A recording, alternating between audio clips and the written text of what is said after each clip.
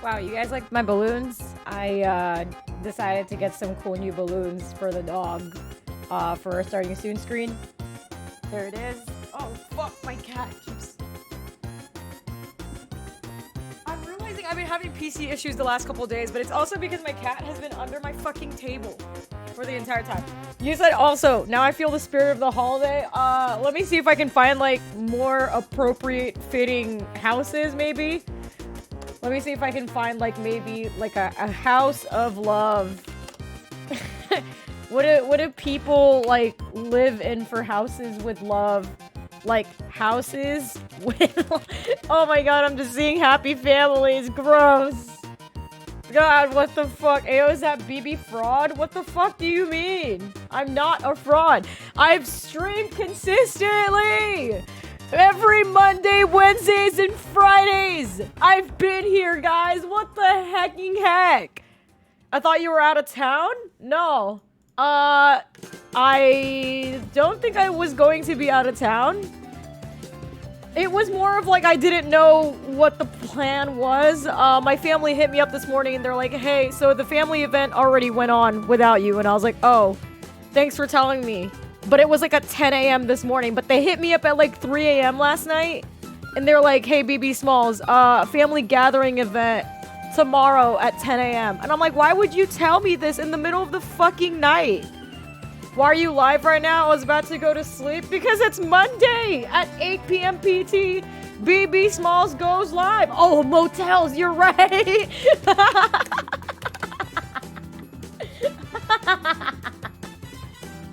Hold on. This is sick. All right. We're gonna change the house in which we live in, and change it to a nice little Motel 6.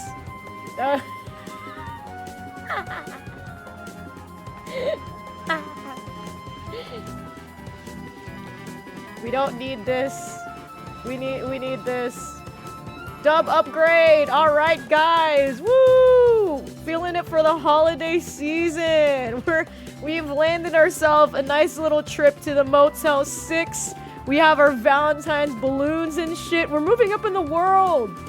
We're doing big things. Why Motel 6? Guys, this is the place of love. This is where lovers find their places every Valentine's, every year. You've never been to one? It's a motel. Usually some of the cheapest, worst motels that have existed in the US. It's also the place of murder. You are correct. This is kind of like the place people run to. Damn, I can't wait to get an STD there. Why? Top 10 things to do for February 14th. Number 1 on the list. Get an STD at the Motel 6. Huge day for everyone who wants to get STDs at the Motel 6. Big day for party balloons and for STDs. Stay strapped up, stay wrapped up, stay protected, guys. Also, what's up, Jazzy, Small Fry, Paralurks, Steven, Kookie, Keemon, Juster, Beast of Kings. What's up, guys? Welcome to the stream. How are you guys doing today? Motel 6? Nah. You gone? Have to take me somewhere expensive? No. We're about to get the really expensive suite in the Motel 6. I'm talking 2 beds in 1 room. That's a fucking upgrade, okay, guys? We're talking 2 queen-size beds. Now, hear me out. We put them together, and then we have a California fucking king at the price of half the room of needing to do that. 2 beds equals major dub, absolutely. Now, see, if you get rejected for the night, and she goes, no, like, this was just kind of cool. I thought we were gonna just head over and play some video games or something. And she hits you with the, no, I didn't think we were gonna do that. Then you have the other bed that you can sleep on and then kind of like cry on. And then she won't realize that you cried because you slept on the other bed. And she won't realize that the pillow is like super wet because you were crying all night that you couldn't get laid. Holy shit, a California king, that's so much bed to jump 1. Exactly. Motel 6 will leave the lights on for you. See, the funny thing is, they will because you cannot actually find where the light switch is. And guarantee, if you do find it, it is defective. And you turn it off and it will not turn on the next time you try to turn it on. It's cozy cable television Windows AC. Actually, it is very good for like genuinely, like staying. Like, if you were going town to town and you're just trying to look for, like, a cozy little night to stay in, Motel 6 is a place to go. If I ever get taken out by a Valentine's date to go to Motel 6, you better just fucking kill me now. Do you remember when you got robbed on New Year's Eve? I did. I got robbed. Actually, it was, like, New Year's Day. Basically, I went into the new year losing all my possessions. Or if you can't afford an apartment, yeah, that's right. Or if you happen to have mushrooms growing inside your house and you cannot breathe inside because your living conditions are really bad, you have to evacuate and probably go to a nearby motel that can probably afford. Motel 6, for example. Don't take BB to Motel 6, yeah. Alright, guys, what is the what is the Valentine's Day plan for the rest of you guys? Drop it in chat. Tell me what you guys are doing tomorrow. I'm probably not gonna be live because I've been actually like dizzy. I was planning on going live a little earlier today, but then my head's been throbbing a lot. I've been feeling a little bit more sick. I don't know what the hell is going on. I also have other friends who are telling me that they're also getting sick. So I don't know if it's just like in this season or something the fuck is going on. But anyway, guys, tell me what you're doing tomorrow. I'm gonna go set up real quick. Discuss amongst yourself who has a better Valentine's Day. Go.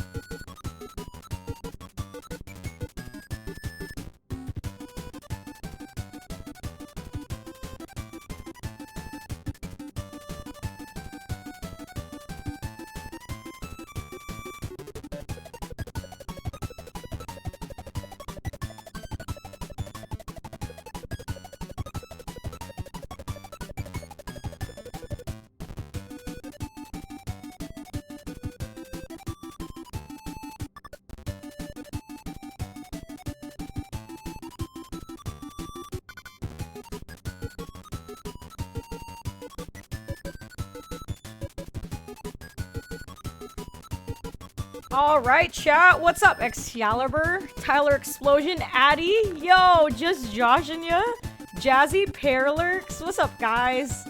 Welcome to the stream. Today, I won't end stream until I land a date. That's right. I refuse to be alone, and I refuse to let Colonel Sanders walk away from my life or whoever the fuck I'm gonna try to end up dating tonight. But we're going to try to land dates tonight. No date? Did you see our plans, BB? Okay, yes, I'm gonna scroll through and look at your guys' plans. Steven says playing Overwatch, dating sim. Oh, that's right. Take BB to Bellagio for cigars and whores. I'm sorry, what? When my family moved to Houston, we stayed in a motel for a week, and not gonna lie, it wasn't too bad. Hash Brown Draws says, that's pretty neat. Small Fry said crying. Simping over Balvin, that's a pretty valid statement. Working in the morning and then no idea. Watching VTubers on Twitch, close enough to being a date? Question mark? I should call her, Small Fry says. Paralurks then says hitting the gym, then probably playing Hi-Fi Rush. That is a solid plan. I don't have a plan, but I'll probably get friend zoned. That is just an average Tuesday, bro. I got to go to work tomorrow. I'll be with old Thunders for Valentine's Day. That's pog. I have an arcade date, J Coffee says. Let's go. I'm making myself s'mores over a gas stove or over a hot fire. There's only one correct answer. Got invited to some cuddle puddle. That's so cute. Hang out and commit tax fraud with Jester. Okay, fair. I'm planning to straight up ask her. Heck yeah. Dude, guys, these are pretty solid statements. Finally climbing on Overwatch. That's right, baby. Finally taking dubs. All right, guys. Welcome to stream. Hi, it's me, BBsmols again. Oh my god, is that BBsmols? Oh my god, is that DBZ Steven? It's her! Hi guys, this is like my only red t-shirt. I was like, I don't have... This is as most Valentine's as I can get. I'll show you guys the drip fit. We got, ooh, pink pants. And a red t-shirt. Whoa, so Valentine. A pink headset. A Dragon Ball red pencil? I think it's close enough. The Itachi fit, that's true. I'm just Itachi'd out. Hold on. We got my boy here. Dude. I have my boyfriend on me, guys. I'm obviously going to never be alone. Never be alone. Never be alone. Guys, the meta to never being alone is just having your husbando / waifu on you at all times. Literally having it as a whole outfit. Anyways, the husbandos will always be there for you. That's what I'm saying, guys. They will never leave you. They will never break your heart on Valentine's Day. One of my favorite things when I was younger was like writing those cute little Valentine's Day cards and handing my favorite ones to my crushes in class. So I would give some guy named Nick like this stupid cute little corgi thing when I was like, yeah, I know I like a corgi, so I'm gonna give it to the guy that I like. Y'all are such a beautiful couple. Thank you. Yo, Steven gifted a sub to Colonel Sanders? What? Colonel Sanders, will you be my senpai?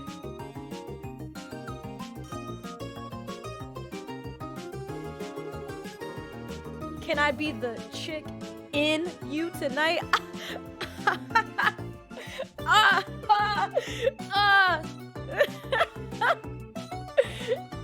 BB, the type of person to Photoshop herself with the husbando, having their arm around her. Dude, check my fucking Instagram story, please. Please, this just got posted 5 seconds ago. This just got posted 5 seconds ago. Damn, BB Riz. Dude, I stay winning. The GOAT Ace. I think he's so hot. I didn't even see it before I typed that. Holy shit. Yeah, no, it's hilarious. This was posted literally 5 minutes ago. You are just on the BB dar today. You just know what the fuck is up. He is hot. BB has a thing for dead men. On the verge of death is dead. I think he's not dead. Is dead. I have a type. What? I'm sick of you. I'm unmodding myself over that picture. Jester, please understand, man. Ace can be ours together, okay? He doesn't just have to be mine. BB, where are you? I'm actually getting ads on Twitch. No! I'm so sorry about that. By the way, guys, did you know if you can subscribe to BBsmols here on twitch.tv/BBsmols, or you use your Amazon Prime once a month Prime subscription on BBsmols, you will no longer get to see your ads and also not spend a single dime if you use your Prime subscription for me. Isn't that crazy? An anime character should be worried if BB likes him. Dude, guys, I have recently gone on an adventure on anime hunting. I've recently gone on anime hunting, okay? I have recently made some great discoveries. And I realized that no matter what anyone tells me, they'll be like, BBsmols, this is a good anime. This is a good show. You'll really like this. I don't give a fuck. You give me somebody to be an incel about, I promise to God I will watch it. People have been telling me time and time again to watch a bunch of different shit. But the moment that they introduce a character where I'm like, holy shit, this guy's hot, I will go ahead and watch it. So, my recent adventure, I started this show today. But this guy's on the motherfucking cover, and I just want to say it's just so unfair that he's so fine. It's so unfair that he is so fine. And I'm like, you know what? I'll bite. I'll watch it. I saw that he was on the cover. The fuck is that? It's Buddha from Record of Ragnarok, which is actually really good. I started episode 1 today. Not Buddha. Is that Buddha? It is, right? Is it not? He looks like him. Let her eat. What's his name? I need to start paying my respects. Yeah, there you go. Hopefully he makes it and doesn't lose a body part. Dude. So today, I realized that my thirst can no longer be contained, and I require blood. Vengeance. Chicken. I fucking need the thickest thighs, the biggest, meatiest legs of the entire industry. That's right. #1 industry seller, chicken enthusiast, women seducer, Colonel motherfucking Sanders. And I realized that I've been skipping out on this for way too long. So today, I'm going to try to get a date. On behalf of every person here that is dateless, today and tomorrow, and for the days to come, I do it for you. I do it for the people. You guys will get to experience a date firsthand. You think I know how to date? No. I don't know what to do. The last time I went on a date, I tried to explain fun aquarium facts. And it was really embarrassing. And then we went through the entire aquarium in 5 seconds because I had nothing to talk about. And I just stood there silently going, look at the fish. Fish. That's it. I provide no sustenance. What do you think of Metroid Prime Remaster? I love white women jump scares. I love white women jump scares. It keeps me on my toes and it makes me on full alert. The moment I see a white woman on the screen, I immediately get my guard up. I clutch my purse immediately, put my gun on, and I'm ready to fucking fight. You think Sanders' drapes matches the curtains, BB? Let's look at what Colonel Sanders looked like. I don't actually know what the fuck he looks like. Chat, would you?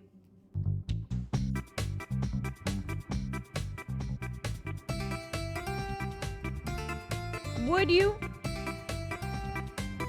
I feel like any old man, it would make sense. Like, you would just gray down below in the drapes, am I right? Like, I don't think it would be exclusive to just your hair getting gray and white and shit.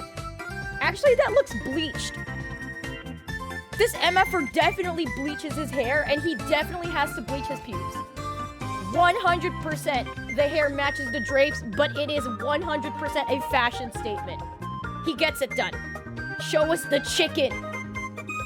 White women? Okay, if you don't know what I'm talking about, because somebody asked about what do I think about Metroid Prime Remake. I've never played the original game, right? I have no opinion on the game whatsoever. But anything that I've ever seen about it recently is only because people are like, whoa, whenever you shoot in the dark at a specific angle at a specific time,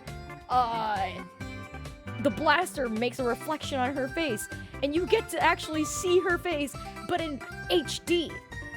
And Samus is just a white woman. So what it becomes is it becomes a white woman flash screaming at your face. Fashion statement, absolutely. Colonel Sanders has a public declaration that he is a fashionable man. You think he just wears white on his head? No, look at this. It's gotta be everything, man. Sheesh! J-Horn, thank you for the 11 months. Yo, hi, kamusta ang araw mo? Are you speaking to me in Tagalog? Mabuti lang, kamusta ka na? Anong ginagawa mo bukas? Anong gagawin mo? Peepo shies. Yeah, I'm bilingual. Yeah, you get to see her face whenever you shoot a certain way. Yeah. There's a buff Sanders. I'd bang that one. Sheesh. Okay, so I think from what I'm understanding, this is gonna be the one that we end up pursuing. Right?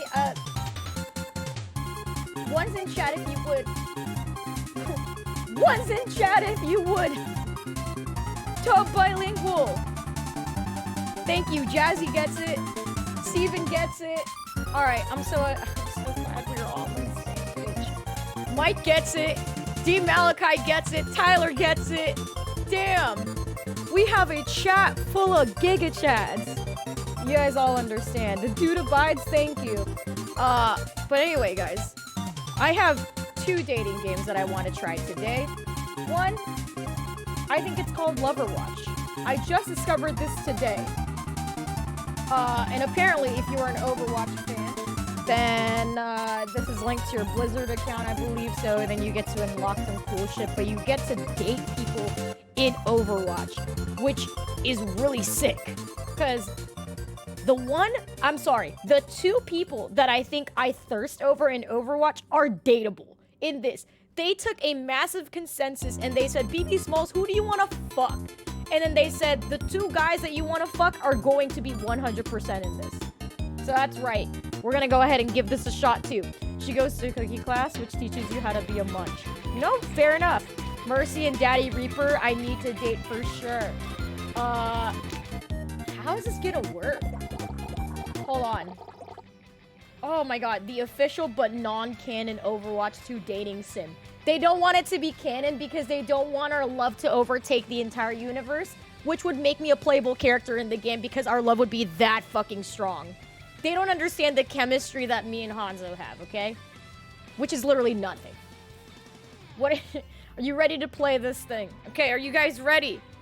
We're about to just fucking go in, toes in the water. You guys are gonna help me with this entire experience. And if I fumble this, it's your fault, okay? If I walk out of this whole shit dateless, single, a virgin, hurt, sad, and alone, chat, you have no one else to blame but yourselves. Alright. Love how the first one is non-canon. How is this our fault? Because you get to decide my fate. We can't perform miracles, BB. Beast of Kings, but we need you to. This is the moment where you guys decide my fate. That's right. Instead of the streamer getting to date a real person, a chatter, a person, a human interacting person, I get to actually do a better thing. That's right. I get my emotions stimulated. No human can provide me that. That's right. Dates? Physical, emotional attachment? Gross. I want to be so fucking parasocial that I end up getting a fucking hemorrhoid in my ass. Thinking about the characters that I'm going to bone theoretically tonight. BB going on a date with her Levi pillow. If we really wanted to decide your fate, just put all the names on a wheel and spin it. Dude, that would be so funny. Hey, yo, okay, are you guys ready? They always blame us. It's always the Tyler's fault. Dumb hemorrhoids. Okay, first tell me what non-canon is, let me play. Okay, we're gonna go with, our name will be BB. No. I think a big name is Giga Smalls. There you go. Oh, they're just gonna address me by Giga Chad. So your name is Giga Smalls. BB Biggs. All right, Giga Chad's in chat. That's an amazing name. Thank you. Yes, set the scene. Okay, we're gonna date Colonel Sanders after we try to date these people. Hold on. Can I make this a full screen thing? Settings. Font size. Oh my god. Can you guys hear the music? Are we good? I'm just gonna enlarge in this like so much more. L settings? Dog, I know. Like, why the fuck didn't they just like make it normal? They could've... They have so much money. Blizzard, what the fuck are you doing? I'm sorry, they're like assaulting their employees instead of fixing their goddamn game. BB, how do you have infinite Riz? That's right. Stay at home and be a loser all day. Don't actually talk to women, so the moment that you do, you fumble the bag. But there's a 1% chance that it works, and then you realize, God damn, I have game. But that's that 1% chance that you get it. All that porn money, and they make this? You think Overwatch gets the porn money? Shit's going to the gym's a no-go. Okay, it's Friday night in the big city. Right now is a Friday night, guys. Is that who you think it is? Why are there only 2 options? Okay, chat. Is it Mercy? Genji? Okay, so we're gonna have you guys type numbers in chat. 1, 2, or 3. I'm gonna see whoever puts the numbers in chat. Ones? Tyler says 1, Tyler says 1. Oh, 2, Tyler's 3. 3 people. All right, more people said Mercy. Okay, cool. It's Mercy. Oh, guys, I drew her. If you want to be a weirdo and imagine what she looks like with massive titties, god damn did I draw this bitch with massive titties. So yes, this is her. This is her. This is Mercy. Everyone say hi. Genius doctor, genius scientist, genius inventor. No matter how many times you blink, she's still there. And completely... Are we starstruck, lovestruck, or pain-struck? 1, 2, or 3. Go. I do like a massive tit. Good point, good point.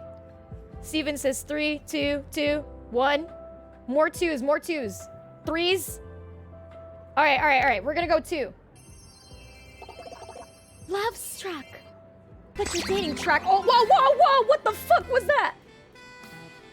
Why did we just get cock blocked so hard? Bitch, I wasn't talking to you.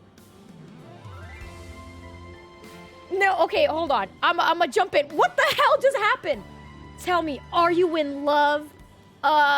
No, that's just my baseline anxiety. No, that's my baseline anxiety. Do you wish to win the heart of Mercy? Yes. Wait, there was another option, wasn't there? I guess so. We're gonna try to win Mercy's heart. Yes, I want to win the heart of Mercy. He arches an eyebrow. To win her heart, you must arm yourself with the power of knowledge. How much do you really know about her? Oh, don't fucking tell me we're gonna have to get a fucking pop quiz. Wait, is he actually setting up a trivia quiz here? Okay, is this dub Riz or L Riz? When some guy pulls up with you, and then they give you a fucking quiz sheet. Is that Riz? They're like, oh, but you weren't prepared for this hand. It's a fucking quiz. And it's like, how much anime do you like? Which character of like One Piece is this? Is Goku or Vegeta better? The other question is like, when was the last time you jerked off? Would you do L? Chat saying this is L Riz. Sorry, why are trivia questions important to winning Mercy's heart? Test my unparalleled... Okay. Hold on, we gotta ask the real questions. Sorry, why are trivia questions important to winning her heart? I expected more from the champion of love than dating some strokes. If you prefer, we can test your knowledge in the medical sciences. Maybe you should. I might surprise you. Or perhaps we should discuss something more nebulous, like why Null Sector is attacking the world in the upcoming story missions. Guys, I didn't think we were on a date with Elon Musk. What is this? The Overwatch development team hasn't even released those details yet. That's not fair. True. Do you know what might be fair then? Trivia. Trivia would be fair, even if some might say it's a trope. Sure. Okay, I feel like he's trying to make me just fucking take this quiz. Can ladies jack off? Absolutely. You never heard of DJ heroing? Of course. Alright, what's Mercy's real name? Miss Giga Chad Smalls or Angela Seigler? Ooh. See, I know her name. Incorrect. It's Dr. Angela Ziegler. I'm sorry, he's such a simp. Okay, Cupid Hanzo. Stop that. What's her favorite food? Okay, this is not how you get me to go on a date, because he's actually just gatekeeping the shit out of her. Chat, why is he gatekeeping her? What's her favorite? The Tears of Careless DPS Heroes.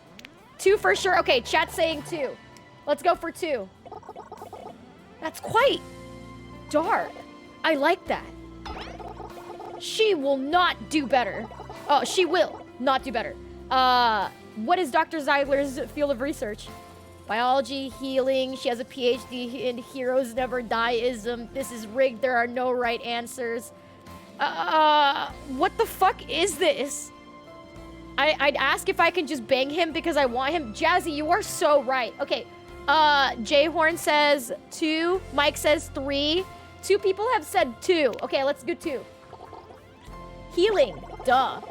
Incorrect again. I do not think that she would find your attitude appealing. She's a pioneer in applied nanobiology. More specifically, biotic technology. Same difference. In the matters of the heart, the details matter. As much as I hate to say it, you're right. This is ridiculous. I just want to talk to her. You barely are holding a decent conversation with me. Oh my god. This is equivalent to, like, mods trying to get, like, some guy to try to, like, talk to the streamer. It's just like, you gotta get past the ban appeal, my dog. You gotta get past the ban appeal. Okay? And after that, you gotta win over chat's heart. And after you win over chat's heart, you gotta win over the VIP's hearts. And when you win over the VIP's hearts, then you get to go to the mods. Now, we won't let that happen too easy. Go ahead, chat, say something. Steven's like, do it. This is actually, like, live footage of DBZ Steven in chat right now. In every person's streams that he's, like, moderated for. This is him on the gates of Rhyme Styles chat. He's like, Kooky Kool-Aid? What do you know about Rhyme Style? Tell me.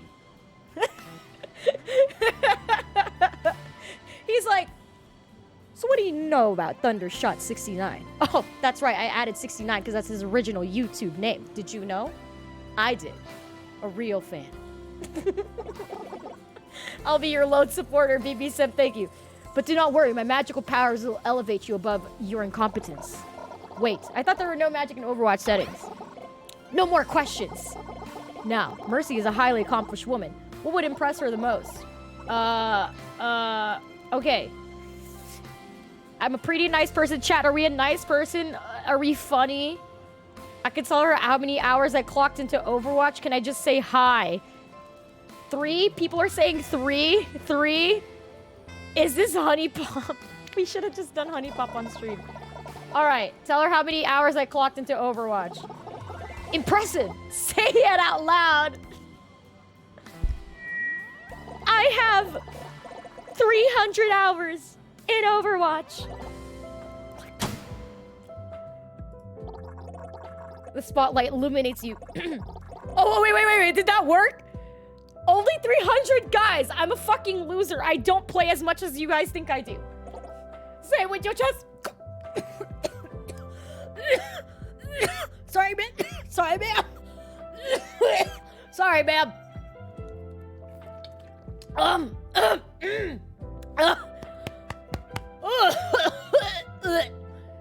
Hi. Hello. Hold on. Guess how many hours I clocked into Overwatch 2. The crowd clears their throats. Chair squeaks. Whispers, I don't think people got the joke. It wasn't a joke. I know, but this is a comedy club where hopefully fools tell jokes and she's waiting. Oh no! Wait, we got set up! Do you want to hear my favorite joke about the periodic table? Or 1 or 2 in chat. Why doesn't the surgeon like operating elbows? Make her laugh, funny streamer. Favorite joke? Okay, chat says 2. Sponsored by Fiji water. 2? Okay, chat's saying 2. Why doesn't the surgeon like operating on elbows? You pause for dramatic effect. She swore to do no arms. The audience silence goes beyond mere description. It's a living being, vast, timeless, hateful. It bears down to you with deadly intent. Oh! She laughs! She laughs! She laughs at us! The exhilaration hits you like a damage-amplifying beam, a well-timed resurrect. She should probably get her sinuses checked, though. Wait! You sit down at a nearby table, glowing out of the corner of your eye. Mercy stands head over to you. Wait, I hear her. She's walking. Hello. 1s or 2s, chat. 1s or 2s. Do we say hey? Or do we go, please don't talk to me? I'll explode. 2. No, Mike, why do you hate me? Chat, no. Okay. We're saying, more people saying 1. 1s? No, why is this mixed? Okay, 1s. Thank you, chat. Hey. Clears the throat. Hey, Dr. Ziegler. I just wanted to say that was a very good joke. I'm glad it tickled your funny bone. That phrase is so strange. The funny bone isn't a real bone. It's a nerve called the ulnar nerve, and it's responsible for sensations in your 4th and 5th fingers in your palm. And this is actually just like dating the loser in the class, but like she's super hot and probably a rich doctor. So yeah. But of course, I understand your joke, which was very good. Thanks. And the ulnar nerve trivia was also really good. It wasn't humorous, though. Oh, she got jokes.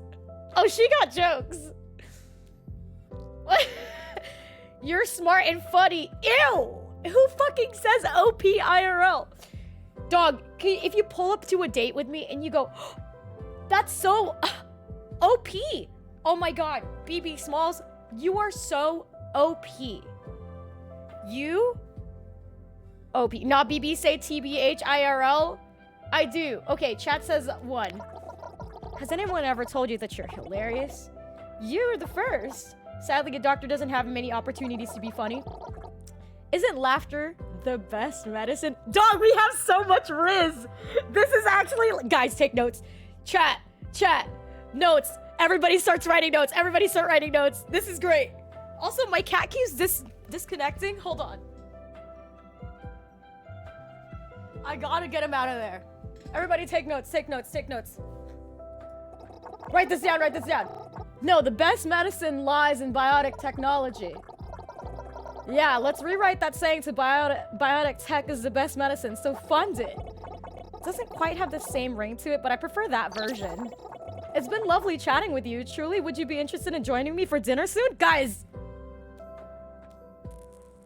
I'd love to join you. Do we give her, like, she answers me the question, so I get to be like, you mean like a date? Like, are we doing a date? Or are we doing, I'd love to join you. BB, my friend just broke up with her words of encouragement. Get over it. I'd love to join you. Okay, we were split. Oh no, wait, more chat sends too. God damn it. Mercy smiles. You could die happy right now. She would just resurrect you back. Fantastic. I'll meet you at the Cafe Azur at Circuits Royale. As she walks, no, floats away. You can't believe it. You're gonna have dinner with Mercy tomorrow at... Wait a minute. Circuit Royale? That's not in Midtown. If you want to make it in time for dinner tomorrow, you better queue up now. How do you think things went? You did quite well. You anticipated her feelings and interests, and you're off to a fine start.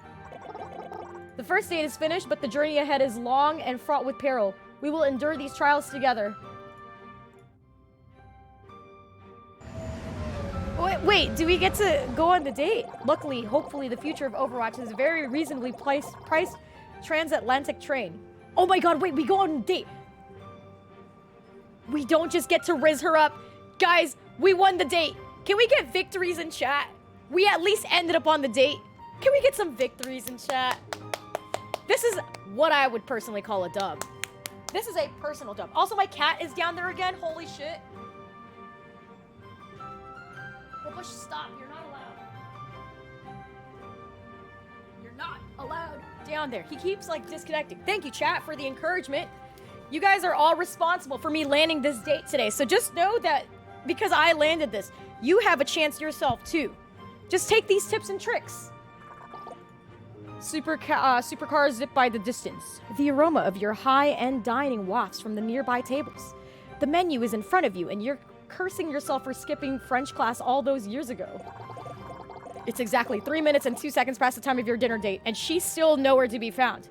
Maybe she changed her mind. Maybe there's an international crisis somewhere and she had to go. Maybe. Maybe she's just running fashionably late. 3 minutes and 57 seconds. 4 minutes and 19 seconds. She must hate you. Are you going to eat the breadstick or are you just gonna let them sit there? Oh, she's here. I'm sorry. She's flustered, having rushed over here. I was working on a new dissertation and wasn't keeping track of the time. I got here as fast as I could. Do forgive me. Happens to the best of us, or only if I get a special thanks in your dissertation? I feel like the second one's a little cheeky. I feel like it's also, like, a little assholey. We'll do one. Thanks, chat. See, J-Horn, J-Drummer, you guys get... Z-Drummer, you get it. Well handled. Really, shouldn't I be honest and tell her I almost had a meltdown? Consider saving that for the dessert, of course. Mercy smiles and sits down. Have you ordered yet? This place does a fabulous beignet de fleurs de courgettes. Fried zucchini flowers. You take a deep breath. Nod. Look back at the menu. Fuck, what the shit? Oh, hold on. Order the most expensive thing on the menu. Order the burger muesli. Order the chicken nuggets. Fidget with the menu. This is definitely, like, the best option. Wow, BB and chat are so funny and smart. Oh, Pete, thanks, Paralurks. Chat says 3. Tyler says 3. Beast the King says 3. Nuggies. Everybody's going nuggies. Only a couple people are saying 4 and 1. We're gonna go with the nuggets. You ordered the chicken nuggets. I hope they're dinosaur chicken nuggets. You remind me of a friend I had. Oh, no? He also liked chicken nuggets that were shaped like dinosaurs. Chicken nuggets arrived. They're soggy, but they look like brontosauruses, so you give the chef your compliments. No, that's not a defeat. That's huge. They actually gave you chicken nuggets at a restaurant. What? That's a dub. That's a dub. What the fuck? These are the best. This is the best restaurant. No actual restaurant would replicate that. Not a single one. Silence falls as you two eat. The awkward bit during dinner dates where you can't decide if you should converse or eat. Or talk while eating and risk spraying your date with freshly chewed food. Cupid groans. Aren't you truly such an amateur? Start a conversation. What did I talk about? Something about her.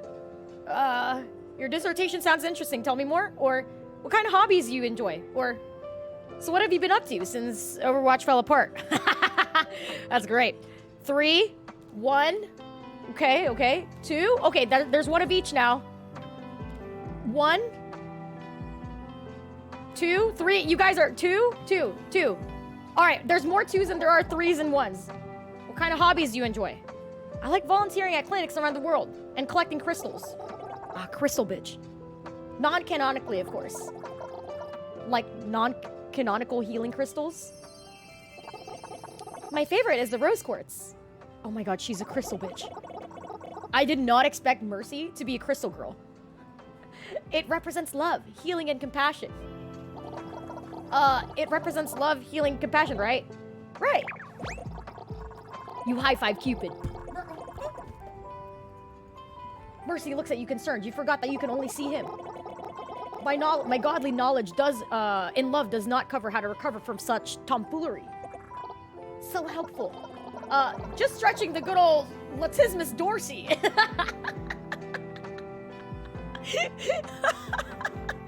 Going on a date with a doctor. Oh fuck. My endoplasm. My reticulums. Have to just go ahead. Do the sides. Okay, just here it is. What does being a hero feel like? Your dissertation sounds interesting. So what have you been up to? I think we said, what did we say? Did we say anything? Did we say 2? 2. 1? I think a lot of people were saying 3. Just stretching the old phalanges. That's right. We'll do 2. Chat's saying 2. Your dissertation sounds interesting. Tell me more. Do you understand the nuances of medical imaging and machine learning? I'll answer this one. Of course, I read for my spare time. You do? You do? Yeah.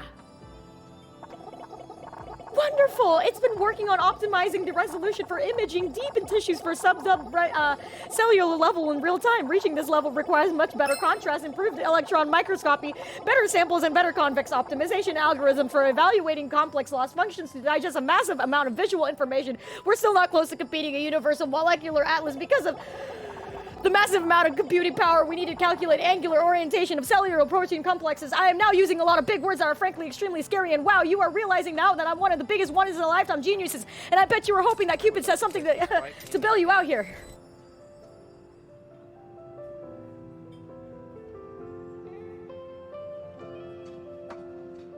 Oh, Jesus. Immortal, thank you for the sub! For 3 months! Holy shit!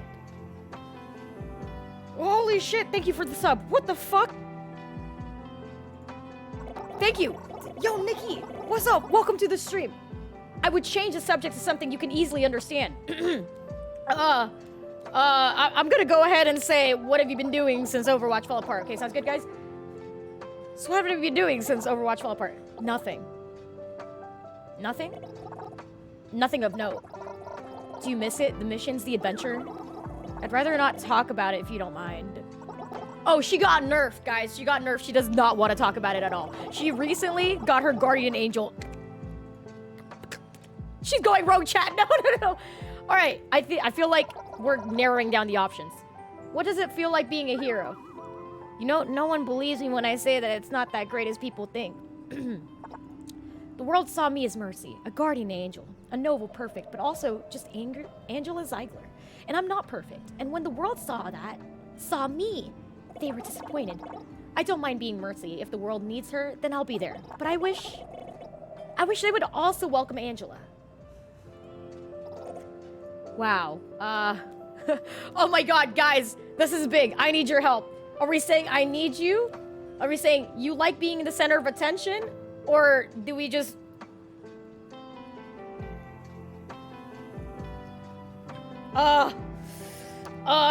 Once? Okay. I need you. Oh, she chokes on her sip of water. The other patrons look over, oozing disdain at her gauche behavior. You discreetly slide a napkin. You okay? Yeah. I'm sorry. Nothing to be sorry about. But she looks down, face still pink. Thank you for saying that. It's nice to hear. I was wondering, I'm volunteering at a clinic in Cairo tomorrow. Would you like to see Angela trying to save the world? Cairo? Egypt? I literally can't miss it unless I stop here. She beams at you and she soars away, leaving a lingering sense of perfection. Well, perfect to you. Well, one way or another, the date is complete. Thanks so much. So how did our night go? She seems happy with you. Only through carelessness will you lose her heart now. but there is still another date in your future. Do what you can to prepare. I sense this one will be the most important one of all. Third date await, let's go! Victories in chat. We did it. We landed a second date, guys. We did it, guys. You did this. You did this. We're not bitchless. We have Debriz. Victories. Thank you, chat. Thank you. There's no time to waste. As soon as the airship touched the ground in Cairo, it was straight to the clinic. It's almost modest clinic, bright and clean. Angela hands you a pair of scrubs and she puts on a lab coat. She tends to patience. You help as much as you can. Hallways mopped, paperwork filed and sorted, supplies stocked. You sit down in that break room, exhausted. Angela enters. You straighten up immediately. Oh, fuck. You must be tired. I'll make you some coffee. She hands you a cup of something that looks like coffee. It smells like coffee, but it's definitely not quality of coffee.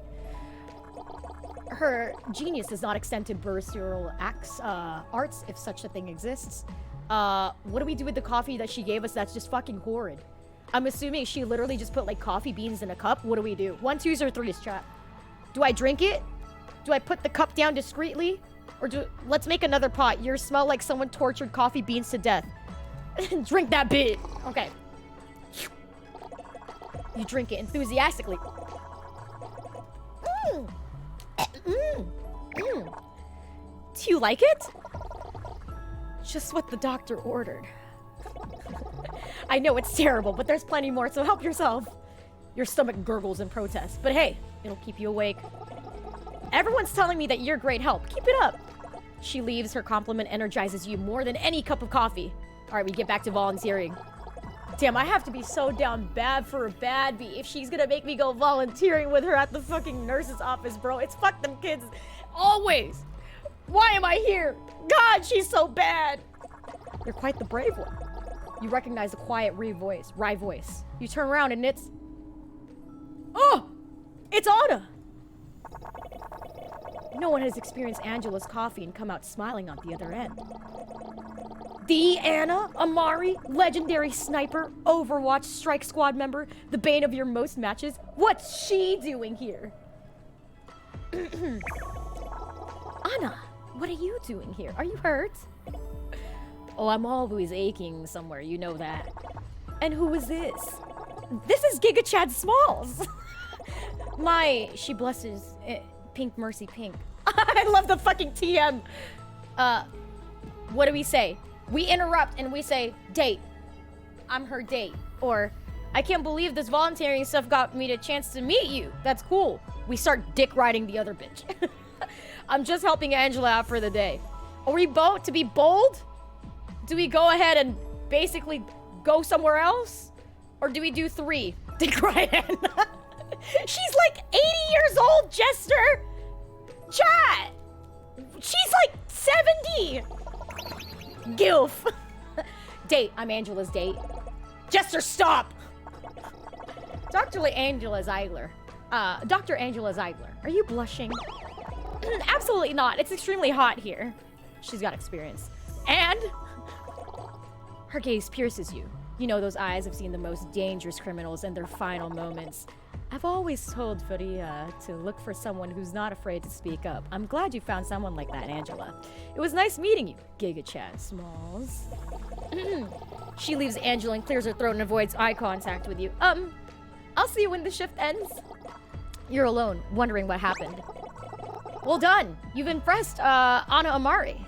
Yet, where the heck were you? He wasn't there. Where the heck were you? Some mortal frightened even the gods themselves. The important matter is you impressed a close friend. Anna's opinion of you will heavily influence your fate with Dr. Ziegler. And speaking of fate, are you ready to see how your journey ends? Alright, chat, I'll let you guys decide this. 1 or 2. Are we ready? Are we gonna cry?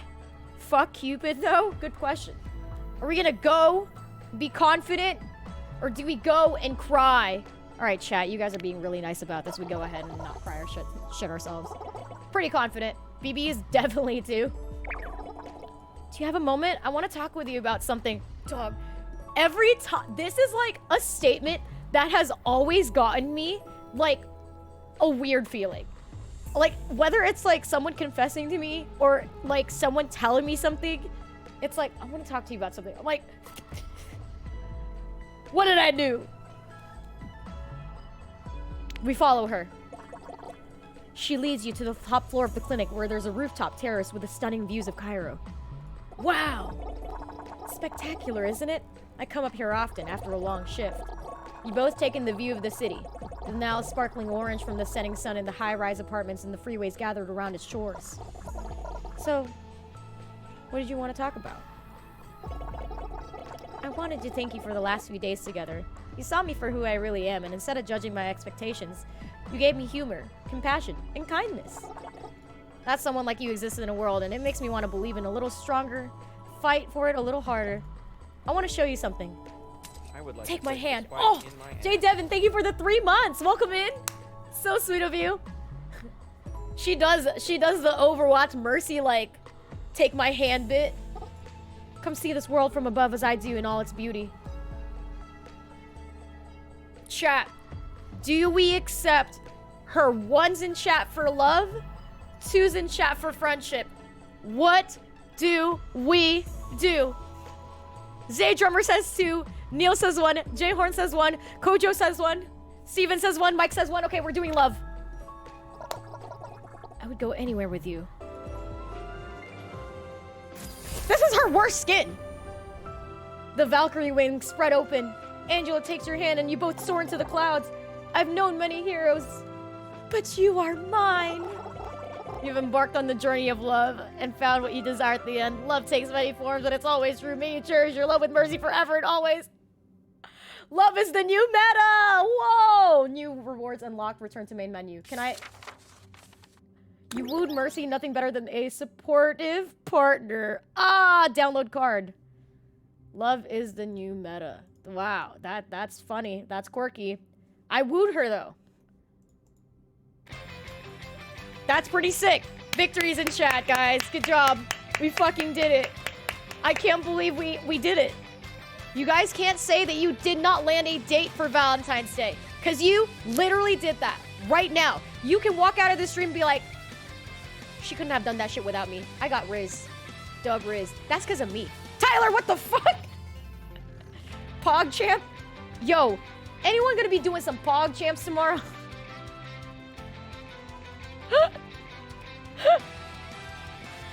Hold on. I love you, Colonel Sanders. Let's go ahead and jump into the good game of Colonel Sanders. All right. Where is this at? Where is this game? Where is this game at? Oh my god, that's so loud. That's so loud. Personalized. No, hold on, guys. I hear the music. Are you guys ready? My PC's dying and shitting itself? Hold on, guys. Hold on, I gotta restart this whole bit. Hold on. Hold on. How do I... Remind me later. How do I do this? What the fuck? God, he's so hot. There's no reason for him to look this cute. That beat goes hard, though. It does. What the shit? Okay, you guys hear that, though, right? You guys are hearing the game? 2, 3 out of dead. Yeah. Hold on. Let me find the Colonel Sanders game. Capture specific window. It's not doing it. Hold on. Maybe I gotta, like... Weird. Hold on, guys. Display 3? I think it's gotta be this one. Alright, I found it. We found the screen. Transform, fit to screen. Are you guys ready to woo the love of your life? To go ahead and get inside Colonel Sanders' pants. Alright, I also feel like we have to, like, redo that entire intro, because, it was really good. But we didn't get to see it at all. Oh, fuck.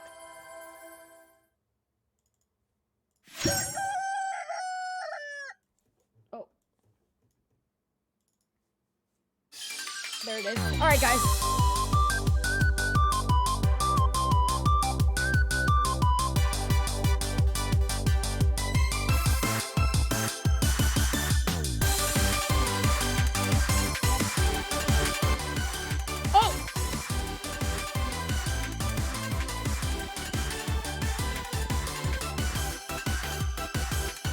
Oh my god, this is so cute.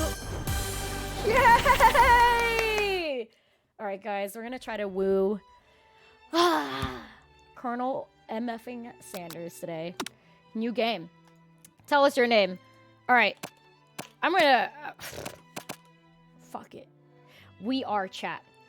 I was just chilling when I saw the stream noti. Yeah, we're trying to land a date. Right now, Yetzel. I'm Hongies now. It's a really good dating sim. Like, they put so much time into this. All right, chat. You guys helped me. Now I have to learn how to help myself. No, not stream noti. Oh, Steam. Yeah. You sleep softly as the morning sun casts a warm glow through the window of your modest student apartment. The world is peaceful and serene. You could stay in the moment forever. Also, chat, I think we can change the game. Thank you, Steven. Or you could wake up now. Now. Your first day of culinary school is no time to sleep in. Shut up! Lying in bed, you stare at the ceiling, thinking about everything that awaits you at the prestigious University of Cooking School, Academy for Learning. Your mind begins to wander. Will you be there? What will you cook? What should you wear? The time begins to fly by and you find your imagination getting away from you.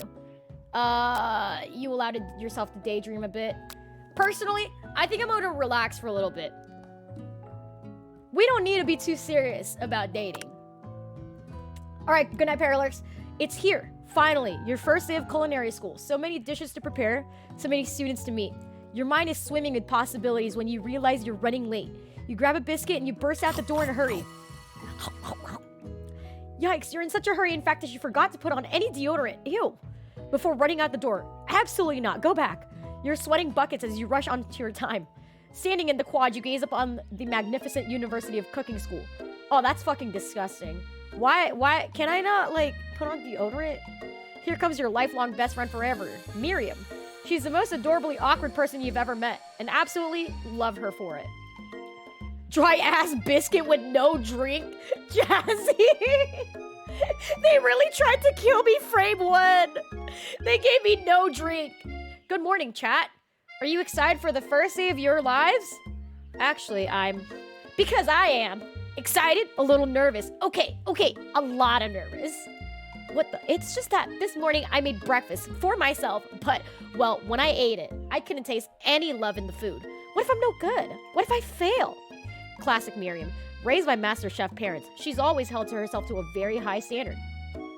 Ever since we were little babies playing together when you rescued me from that quicksand box, it's been clear to me that you're the most loving, caring person I know. You're gonna do great. But with University of School Cooking Academy for Learning's famous 3-day only semesters, I'm afraid of being left behind and never catching up. Sweet girl Miriam has always had a flair for the dramatic. This summer she's got so nervous about her first kiss that she chipped her tooth practicing on a mannequin. Oh fuck. Should you pep talk her? And also, Jester said frame one, I love her. Why does that school look like Anya's school? It's every, like, generic, like, school.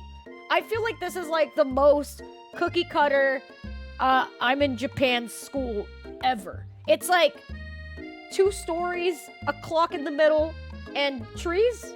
Am I wrong? We're gonna pep talk her. I think we're gonna be nice. Remember last month when we saw that fortune teller and had our tarot cards read? The lady with the mask who gave me nightmares? I've been trying to forget. I know she looks spooky, but she was so sweet. And she told you that you were destined for great things. Remember that card with the fancy-looking tower and that other card featuring the handsome fellow in the red suit? I've been waiting for so long to meet a handsome fellow I can call my own. I'm sure you will, in no time. As you talk, you can feel her nerves begin to tense up. Oh, or ease up. You know what? Maybe everything will be okay after all. And if not, at least I have these killer bangs. Can you believe I cut them myself? Oh, she has psychotic episodes like me. She just like me for real. A 3-day semester is devil's work. It is. Love tastes like MSG to me. Jazzy's only spitting facts tonight. That reminds me of Uncle Rogers. There's this YouTuber that I used to really love and watch. His name is Uncle Rogers. He's really funny. he puts MSG in everything, and I think that that is a love language in itself. I cannot believe it. Before you can get another word out, you're rudely interrupted by someone who smacks your books and custom engraved measuring spoons out of your hand to the ground. I love you, Uncle Rogers. You used to watch him. I still love him. Uncle Rogers is great. He's so funny. It's Ashley, your arch rival. She's totally evil, but you can't help but be filled with jealousy. I'm gay. Like, can I not hit on her? Chat. Why are they not why is she not an option? She can get anything she wants and she knows it. Can I make her into a bunny girl? Holy shit. Hello, Ashley. Oh, I didn't see you there, chicken shit. You leave chat shins alone. They're perfectly normal shits. You can't stand her. Even her name is annoying. In fact, it's actually Ashley, but she had to add extra letters to it to make her feel better than everyone else. Those thighs are massive. Sheesh. Her name is like spelled like a Pokemon. If anyone here knows what a perfect shin looks like, it's us. We're not gonna let you or your really weird insults get to us. Across the quad, you see Ashley's best friend. Van, the man, has stopped to look at his own reflection at the mirror. His pants are so tight, you can actually see him casually working out his glutes while his styles fit his hair. No lie, they're rocking glutes. Van? Why does this guy look like he's somebody from JoJo's Bizarre Adventures? You rang? This guy is literally just a JoJo's character. You cannot convince me. You've never been sure what their arrangement is, but as long as you've known them, Ashley and Van have just been as close as you and Miriam, but substantially more devious. Ashley can get it to me any day. I love how you spelled that the way that you did. The enemy stand could be anyone. You know, right? You'd think they just hand us our diplomas now. Or maybe hire us as professors. You amateurs could learn a lot from us. With the first day of school about to start, there's just no time to properly tell these two off. So you resist the urge. Alright, let's go, Miriam. See you later, losers. As you approach the door, you see a goofy-looking kid pushing harder against the window directly next to it. What the fuck? Oopsie. I think it's broken. You reach forward and easily pull the door open. That should do the trick. I love you. I think you mean thank you. My name is Pop. I was named after my papa. He's old. Could someone like this also be a student at the school? He must be one heck of a chef. Also, his name tag clearly says Bob, but I guess he's reading it upside down. Hi, Pop. I'm Chat. So, are you gonna make me hold this door all day? No. And with that, the young man walks into the building ahead of you. Whose child is this? Is it me, or is he kinda cute? Ew, bitch, what? Huh? That's a red flag. Ain't no way no one's looking at that child and goes like... Dog, he just like crop dusted our asses and she goes, ugh, I want him so bad. Dog, no. Miriam, take a seat. She's down bad. Chat, this is what happens when you don't end up with a date on Valentine's Day. I think it's just you. You both shrug your shoulders before following him into the building. You stand at the edge of your room. Who the shit is this? Who is this man? You stand at the edge of the room, unsure where to sit. Other students wander in and keep themselves busy chit-chatting. Oh! A scruffy-looking pooch takes his seat at the podium in front of the class. Adorable! Oh my god, he has full English sentences! Now, quiet down, everyone. What the fuck? Jester says, Miriam, I'm here for you. You don't need him. Jester's doing the whole I can fix her mentality. Sprinkles. Who is this unreasonably cute pup and why is he in our culinary class?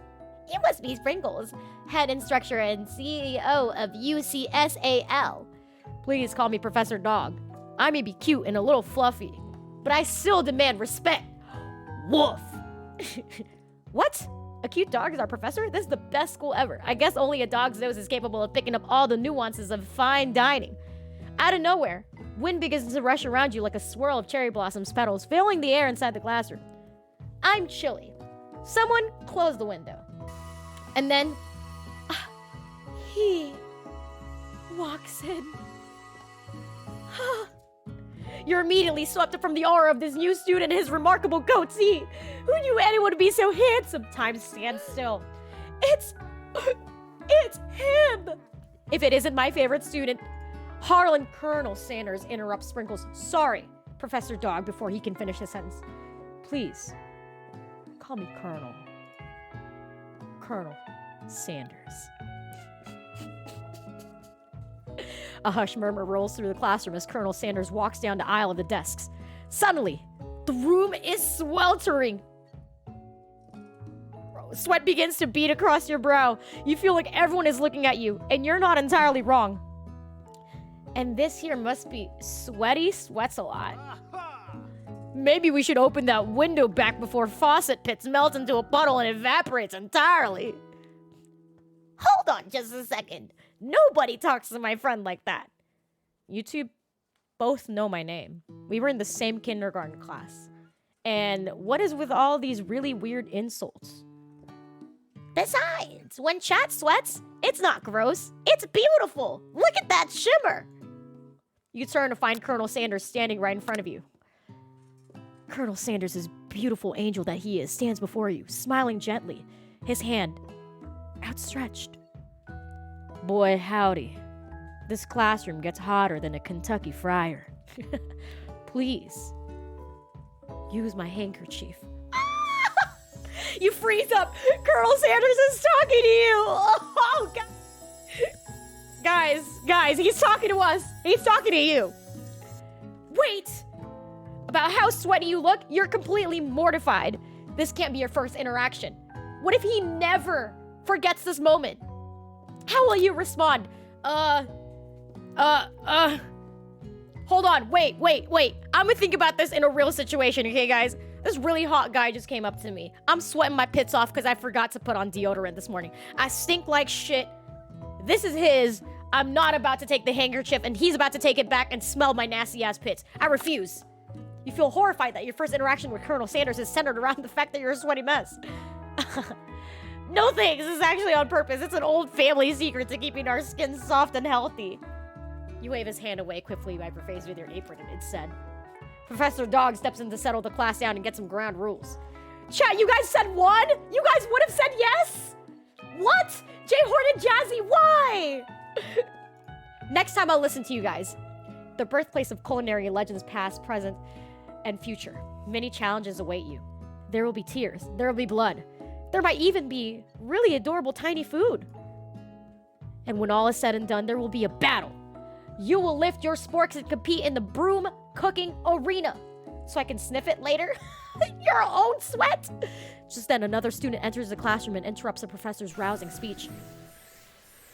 Hi, guys. Sorry I'm late. I hope everyone has had a good summer. I really miss... Quiet! Late to class is bad enough and interrupting my monologue. You're on the fast track out here, young man. Are you sure you're even in the right place? Don't you recognize me? This is my third year in the school with you as my teacher. Everyone stares. Does no one remember me? You're expelled if you utter one more word before I finish. Let that be a lesson to you students that tardiness is unacceptable. The bell doesn't excuse you, I do. Even Clink made it here on time, rolling halfway across town in his tiny wheels. You turn to the student Sprinkles is referring to, who appears to be some sort of industrial kitchen appliance. He's just like me for real. Call out that man, Mr. Fantastic. Hell yeah, fuck yeah, Sprinkles. Is that Squidward as a human? I'm making him sound that way, yeah. Oh my god, this guy's real. The class burst into laughter. Oh, Clink, you rascal. Sprinkles walks into the classroom as everyone stands in silent obedience. When he gets to you, he lifts his nose in the air and takes a deep sniff. Your diet is lacking. Based on what I'm picking up here, you definitely need a multivitamin. You should be taking better care of yourself. You've never had a talking dog before as a teacher, but Sprinkles' reputation for being smart enough is tough. You try to butter him up by giving him a treat from the pocket, but what kind? Okay, chat. Do we do a beef treat, rubber ball, or a chicken snack? 1s, 2s, or 3s in chat. Go. Go, go, go. Dick Grayson, what's up? Welcome to the stream. I'm having chat decide my fate for Colonel Sanders' date. 2s, and 3s? Lots of 2s. Let's go 2. You reach beneath your apron and you return with a rubber ball in your hand. Sprinkles' eyes goes wide, locks onto it. You toss the ball. He bounces after it, grabbing it in his mouth. He swings it from side to side, dropping it. The throw passes quickly. It's not clear if he endeared to you him or not.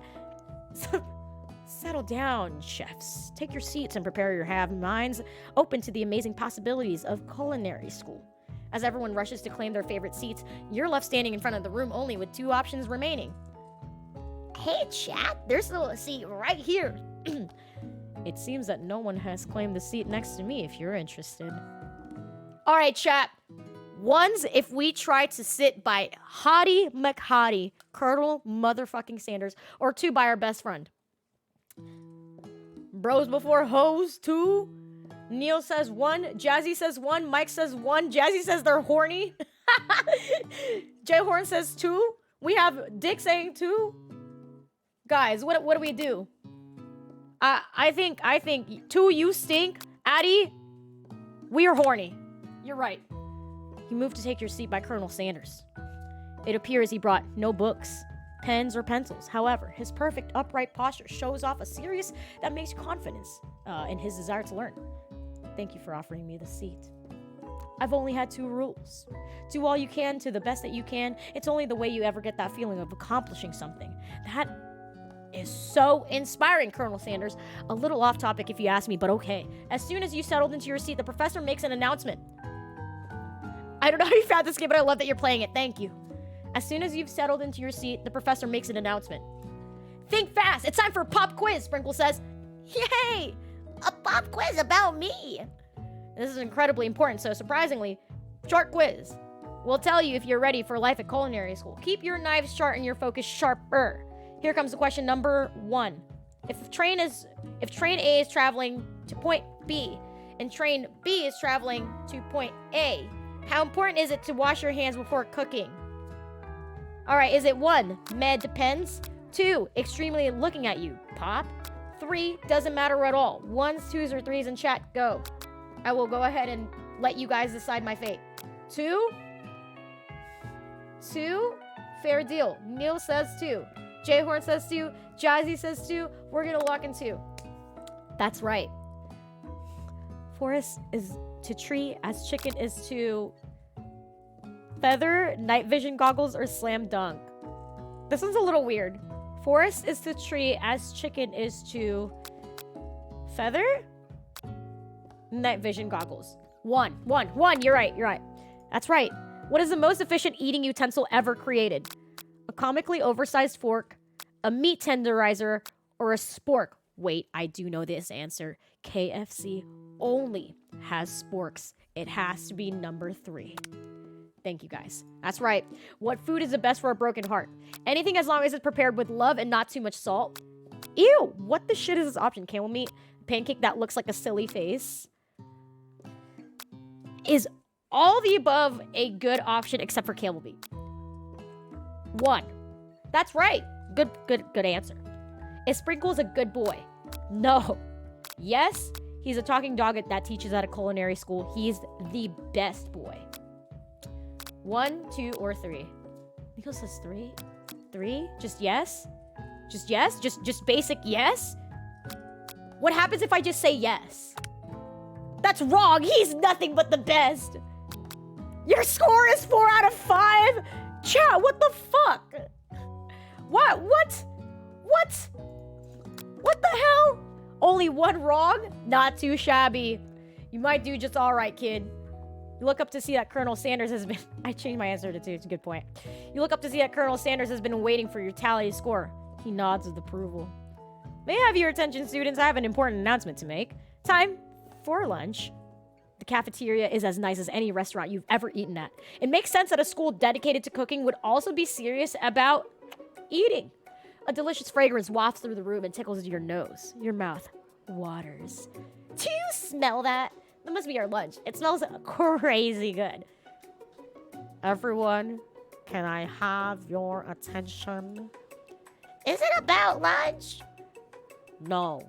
I just wanted to apologize for my tardiness. You see, howdy, folks.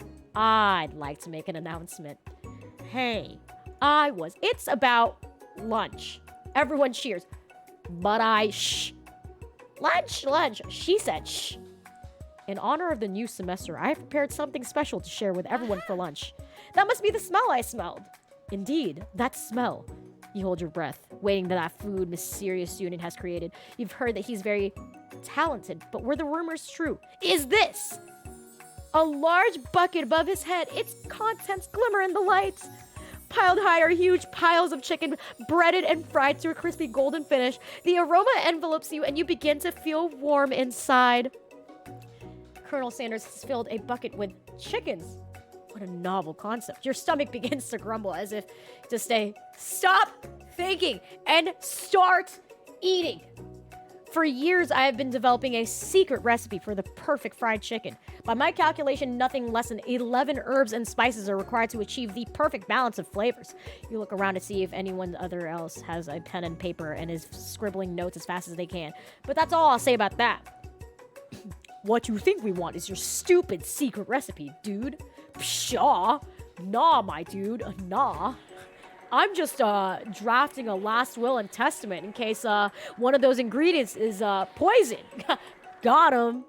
He looks around nervously to see if anyone else is laughing at his sick burn. Also, what's up, Age Streamer? Welcome in. The propaganda worked. I'm getting KFC tomorrow. You wait to see what zinger Ashley has prepared to follow up, but she suddenly takes a different approach. Yeah, and I was just like writing in my diary. Dear diary, today I smelled something beautiful. I knew at my moment that only the hands of a true gentleman could fry chicken so tender. You see her body language change from bitter and evil to sweet and innocent as she slides closer to the Colonel Sanders. She realizes that he is destined for greatness and fame with cooking skills like this. She wants him all to herself. Oh, please. Well, Van, the man, if you don't want any, I'll take it. Whoa, hold on. I mean, I guess I'll try it.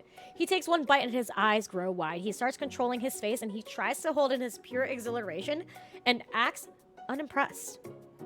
Good Lord. Easy now. There is enough for everyone. Please, my fellow classmates, dig in, guys. You take one of the pieces of fried chicken out of the bucket and you sink your teeth into it. It's amazing. Tasting Colonel Sanders' food transports you to another dimension. Alone with your taste buds gripping drumsticks into your hand and you float weightlessly. Are we gonna savor the moment and everything that it tells you about Colonel Sanders' culinary heart? Or swim towards the light? I'm a simp. I'm a fucking problem. I will want to know what Colonel Sanders is thinking about. The flavors in your mouth are beautiful, pure, heavenly. What a guy.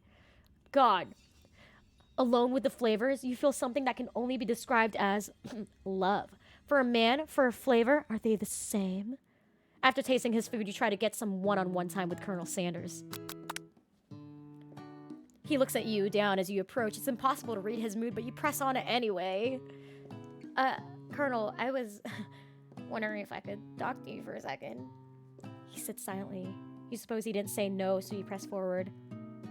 What exactly was on the chicken? How bold of you to come out and ask. It's an idea I had for a combination of flavors that'll make me fortune and establish my legacy for all time as I open a chain of highly successful fried chicken restaurants. No big deal. It's just you and me here talking. I can keep a secret. In fact, I got some of my own that I'd be willing to trade. What's the rush? The semester is only getting started. We've got 2 more whole days to get to know each other. Sheesh. He's clearly not going to give it up, but it doesn't hurt to be persistent. You know what they say about secrets, Colonel. Shouldn't learning be fun. Aww. You've got moxie, I'll give you that. Colonel Sanders licks both ways to make sure you're truly alone and then leans in. You can feel his warmth breath as he whispers. Just one ingredient, but you can't tell. I use... It's something my great-grandmother has taught me. Wow! You'd never have guessed that. In fact, you're not even sure where you'd get some if you researched. What the fuck is it, guys? Chat, what is this? What? He what? I've had KFC all my life and I've never transported to another dimension. Am I eating it wrong? Was there spice missing? Apparently you're missing this word. Right here, West Paul. This is getting really steamy, Marcus. While you're wrapped up in that huge revelation, you notice that Colonel Sanders has disappeared. While everyone else is still in the cafeteria, you decide to look for him. You find him outside in the quad. Oh, it's you again. Howdy. Sometimes I like to come outside and look at the school buildings. I think about my story will continue on after I've graduated. Sounds like you have big plans. I dare say, the biggest I will leave my mark on this world. You can bet on that. Alone together for the first time, you figure now is the perfect moment to show your personality to him. Do I neg him to show my own strength? Wow him with a big idea to add additional ingredients to really spice things up? Or do I be modest but be thoughtful? I think he is a very prestigious man. And as with every prestigious man, I think he would like to have more ideas on the table. His fried meat. Jazzy says 3. I'm thinking 2. It's the Krabby Patty secret formula. I'm thinking 2. If I pitch out the idea that we could be business partners, maybe he might want to keep me a little bit longer. You know about that. I was thinking about your recipe. I don't doubt it. As a way of leaving an impression on all who taste it. You decide to show him that you also know a thing or two about blowing minds with new flavors. I actually had some thoughts on how you could improve it. Oh no. Improve it? You want to change my recipe? And you think you could do better? No. Have you ever heard of habanero peppers? No, you idiot! Stop! Heard of them. I tend an entire garden of chili pepper varieties. Habanero, poblano, cayenne. But that's not the point. You can't just toss new ingredients into my secret recipe. God fucking guys, I fucked up. A recipe is about balance. It involves careful consideration and refinement. I didn't mean to. Let this be the last time you improvise on my recipes, chat. I'm headed back to class for the next lesson. No, I fumbled. No, God, no, you're right, Jazzy. I'm so sorry. I thought he'd want a business partner. Oh, God, I fumbled. Oh, God. You better head back inside, but you wait a moment that Colonel Sanders doesn't think you're desperately chasing after you. You got the bag and you fumbled it. You step into the massive cooking arena. No, he's egotistical, that's true. Each student gets an oven and all the tools and ingredients that they could need. Look at this place. It's magnificent. Finally, we get to show our stuff. Wait a second. Oh no, we have to show our stuff. What if I totally blow it? You're not gonna blow anything, except maybe kisses to the crowds of fans that you're gonna earn with your signature. Adorable, tiny food creations. Welcome, students, to the cooking arena. For today's lesson, we will be cooking with partners. Hurry up and pair off. Naturally, Miriam looks at you, but unable to control yourself, you bounce on Colonel Sanders. Hey, Colonel, would you like to tackle this lesson as a team of 2? Me and you, if that wasn't clear? Want to be my partner? Sure, I'll prepare our station. Without you as a partner, Miriam is left standing alone. 2 different students quickly take notice. Hello, new partner. Beep, boop, bzz. Oh my, 2 potential partners? I'm so sorry, gentlemen, but I don't think I know how to choose. It looks like you'll have to pick for her. Friend duties can be a little awkward, but that's the price you have to pay for not being alone forever. Oh, fuck. Guys, are we gonna give my girl the fucking weirdo on the left? She seems to like this guy. I don't like him. This guy, don't know damn shit about this motherfucker. 1's in chat for Pop, guy on left. 2's in chat for Clank. Go ahead, pick for me, because I actually think both are really shit options. I think this guy could ruin her whole life. You think 1? Okay. Sorry, Clank, but I think Miriam would be partnering with Pop today. Pop gives a big smile. He's stepped up to the same station as Miriam. I'm a chef! He holds up a banana and, without peeling it, proudly eats the entire goddamn thing. What a throat goat. What a hero. A champion. I could never. Pops is a gross shit. I hate this. It's disconcerting, but Miriam looks too kind to act grossed out. Guys, this was your decision, okay? This was you, chat. I had no decision here. I love your enthusiasm, Pop. She looks at you like, really? This kid? But it's too late to change your choice now. It's time to focus on your own cooking classwork. All right, you 2, for today's lesson, we're going to keep it simple. Pick a basic dish and divide up the steps. No chef is on an island. It takes 2 flints to make a fire. You get the idea. Which dish do you suggest to your partner? Steak tartare seems easy. It's fancy. You don't even need to cook it. Using octopus will blow Colonel Sanders' mind. Your grandmother's mashed potatoes and gravy.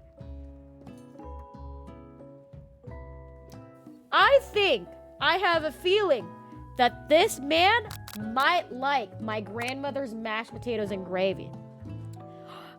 I've always been something a down-home chef. I was thinking we could make something warm, inviting, comforting, maybe mashed potatoes and gravy? I couldn't imagine one without the other. Colonel Sanders eats a coy look at you, causing your whole face to get beet red. Embarrassed, you turn away. I'll go get the potatoes. No, please. Let me. Picking perfect produce is a passion of mine.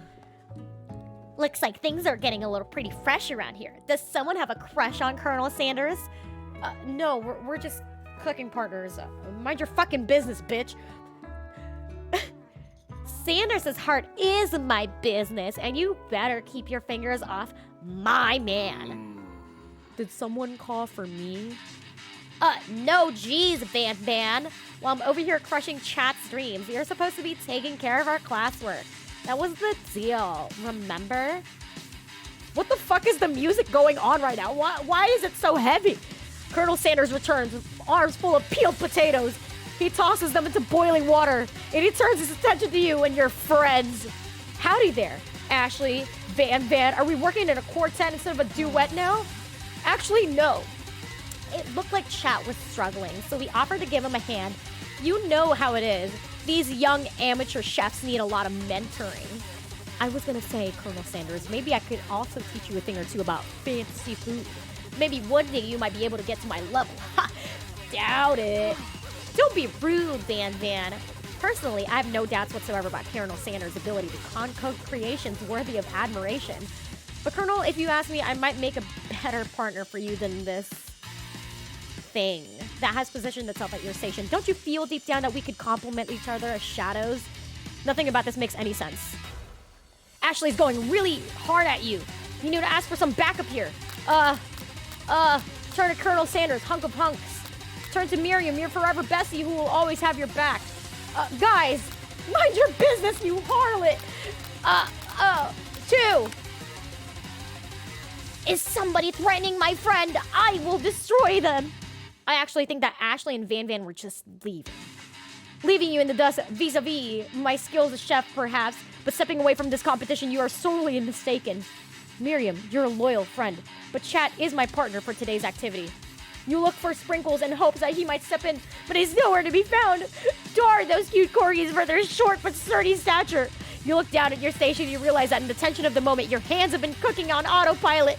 Distracted by the drama, you've already crushed the boiled potatoes to your perfectly creamy max texture with plenty of butter and cream for flavor. It's your natural passion guided you through the steps you know so well while your attention was elsewhere.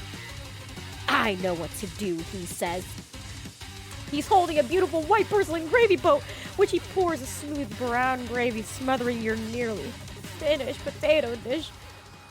Gravy pours down the mound of mashed potatoes. The result looks spectacular. Granny would be proud. Colonel Sanders hoards a spork to you. You reach and grab a hold of it, but he doesn't immediately let it go. The two of you stand holding the same fork, the same spork. And for that small moment, all of the madness and pressure in this crazy world stops. Your eyes lock. The moment is electric. Time stands still. If you love something, set it free, he says. Together, you dig the utensil into the mashed potatoes and you lip a heaping sporkful up. When you see Ashley into his sinister look, you know she's plotting against you with Colonel Sanders. Granny would be asking why he looks as old as he does. Hey, I don't mind the gap. Sop you up with a biscuit, and then filled with rage without thinking, you fill up this sporkful of mashed potatoes right into Ashley's stupid face. Van! Do something! Scooping up a fingerful, Van tastes the dripping mashed potatoes and gravy and realizes it's delicious. Horrified by this revelation, he slinks away. Hold on! Right there! We do not waste food in the Brune cooking arena. I expect better from you. Can I have potatoes face? Van rushes over a covered dish in his hand. Mashed potatoes with gravy? Pathetic. In just a few minutes, I prepared a full meal. Gaze upon my specialty. Braised tentacle of octopus in my silky saltwater sauce. Plated on a battle axe blade forged by my supreme chef ancestors. On an axe. You've ignored me for too long.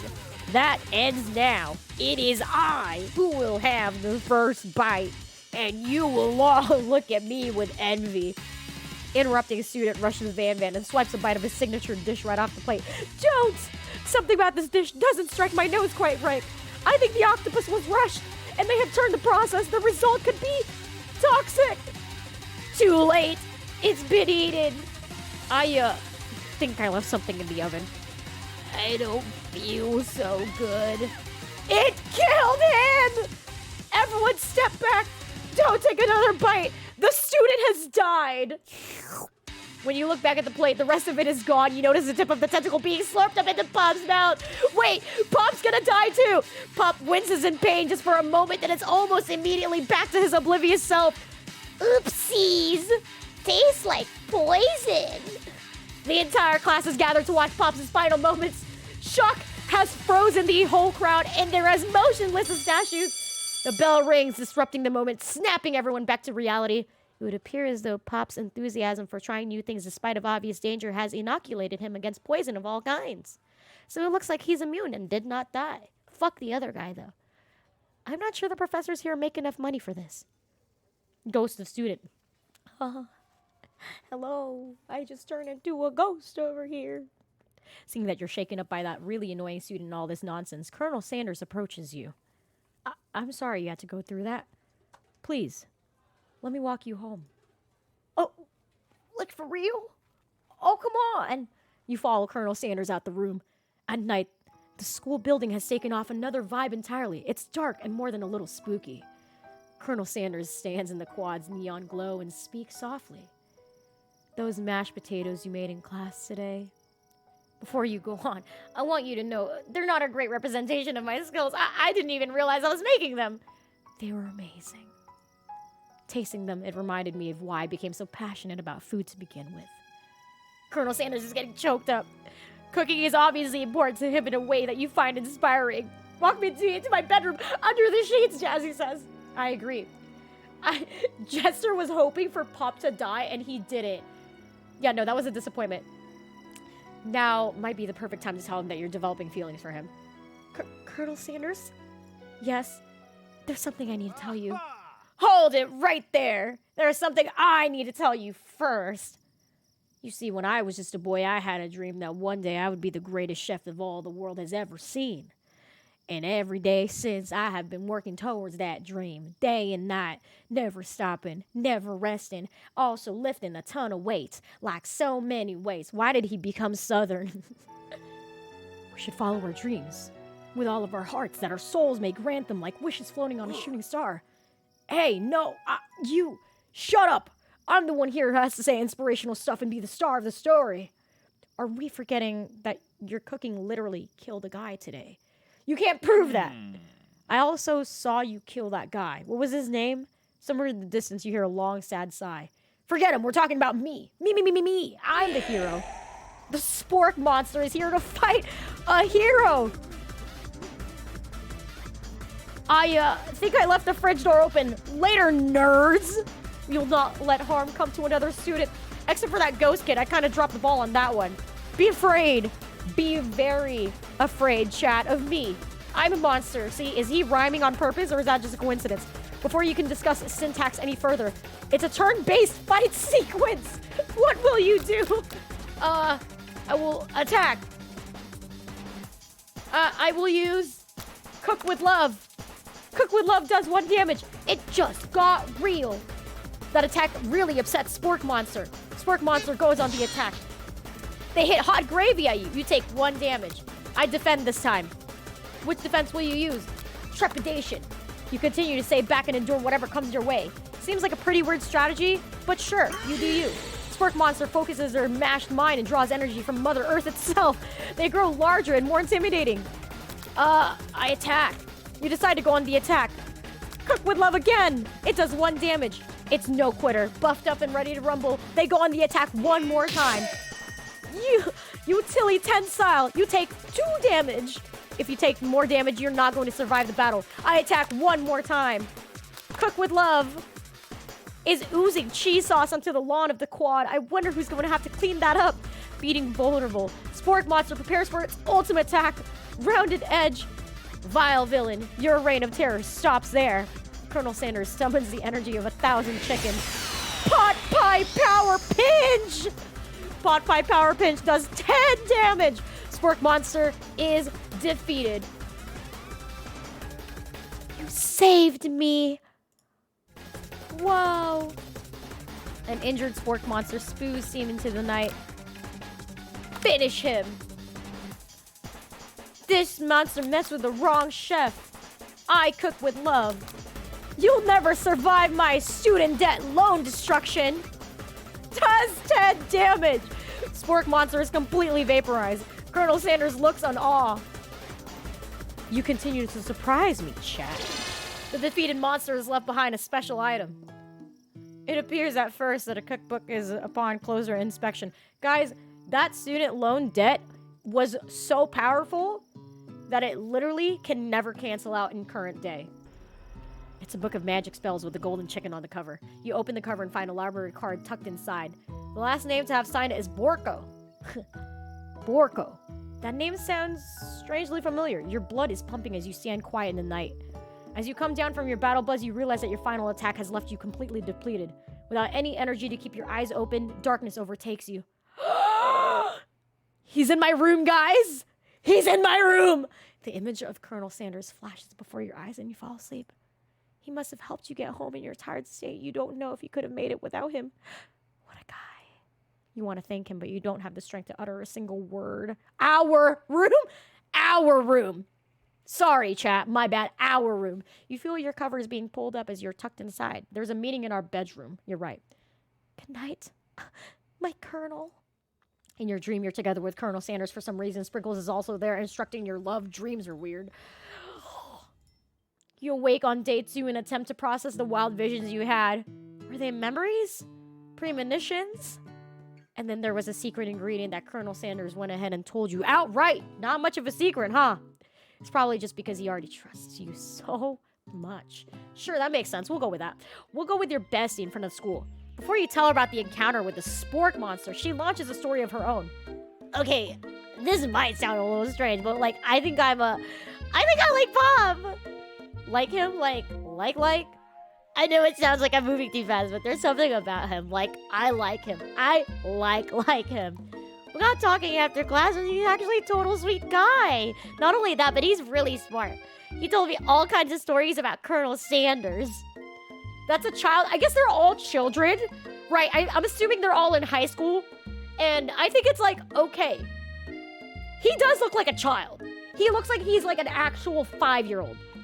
Did you know Colonel Sanders enlisted in the army when he was only 3? Not only that, but he found a special unit of soldiers who were all the same hats just because he put on one time and thought it looked cool. But Colonel Sanders doesn't even wear a hat. He wears a ribbon tie. Sorry, King. Pop took your girl. Dude, Jester, you got fucking debated by a fucking incel. How do you feel? Either way, maybe it'd be best if you took it slow with his new boy, like I am with Colonel Sanders. You and Colonel Sanders, the cool guy in school, the most famous student to attend the University of Cooking School Academy for Learning? You're a thing? We definitely connected yesterday. Ah, you sure you did? You're great. Why wouldn't he be into you, I guess? You have an idea about how to prove that your love is real. Well, if he's not into me, why did he tell me one of his secrets, like his secret ingredient? Your bestie's eyes light up. A secret ingredient? Yeah, I just said that. A secret ingredient. Is there a dramatic echo in here? Miriam checks to make sure that you're alone before continuing. So this summer, while I was on vacation with my family, a lovely man approached me in the botanical garden where I was wandering. This can't be good. He told me all about his passion for spices. Secret spices. The man even gave me some to show me what he meant. He said it was a powder created from super duper rare dried flower petals. And that if I did him a big favor, I could have some of my own. Please, Miriam, don't tell me. So I filled my suitcase with them and brought them home. He was was so nice. He even met me at the gate when I arrived. Later, when I cooked them, a very strange feeling came over me, and the flavor was like unlike anything I've ever tasted. I think you're like being liberal with the meaning of spices here. Whatever. Anyhow, we both share an interest in cooking, so we stayed in touch, you know, like pen pals. I bet he would have loved to know more about the new spices. Well, I'm definitely not supposed to share Colonel Sanders' secret recipe, and besides, I'm only the one who knows the ingredients, so I doubt it'd be much use to anyone.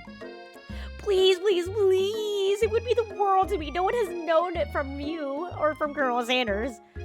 I'm gonna make up a fake ingredient because I actually really like Colonel Sanders, guys. Tell her an ingredient. I'm not gonna do this because Colonel Sanders might find out that I told her.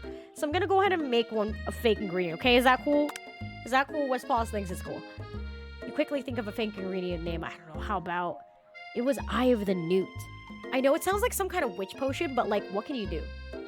Eye of the Newt, wow. Her eyes light up imagining such a thing you figure out.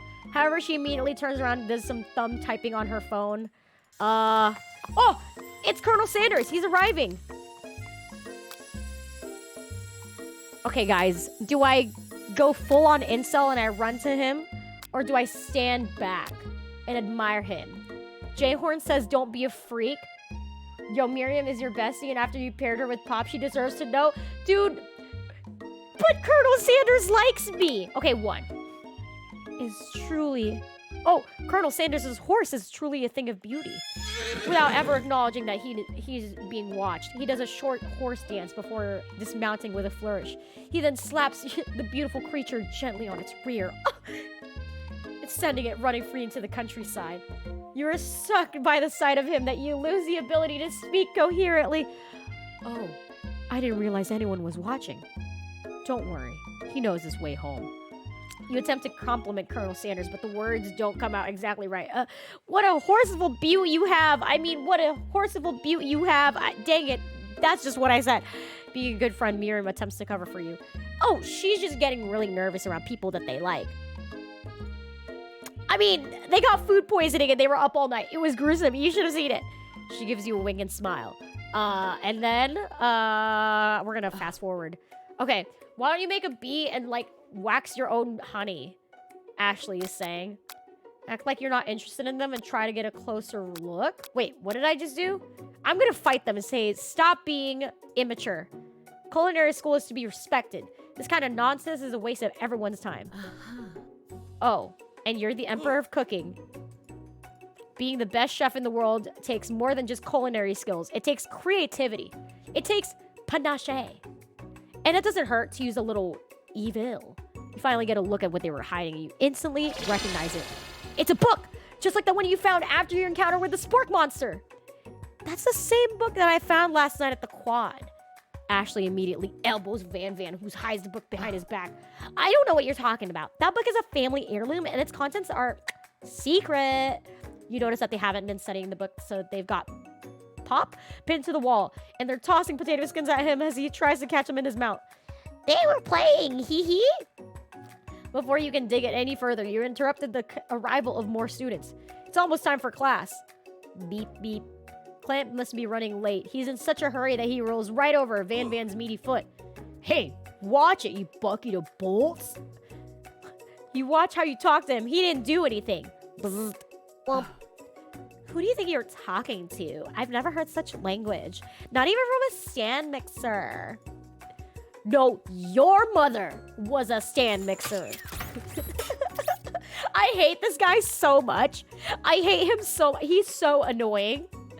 Van jumps to attack Clank. Send him flying across the room. Thanks, Grey Wolf. Protect me, Colonel Sanders. These crazed men are about to come blows. I think it must be over for me, but I'm not interested in either of them. Ashley's tone has completely changed in an instant. She bats her eyelashes at Colonel Sanders. Surely, he must know this is a ruse, right? Gentlemen, get a hold of yourselves. Save it for the arena, at least. Or don't. Honestly, what do I care? I've got lofty career inspirations to focus on.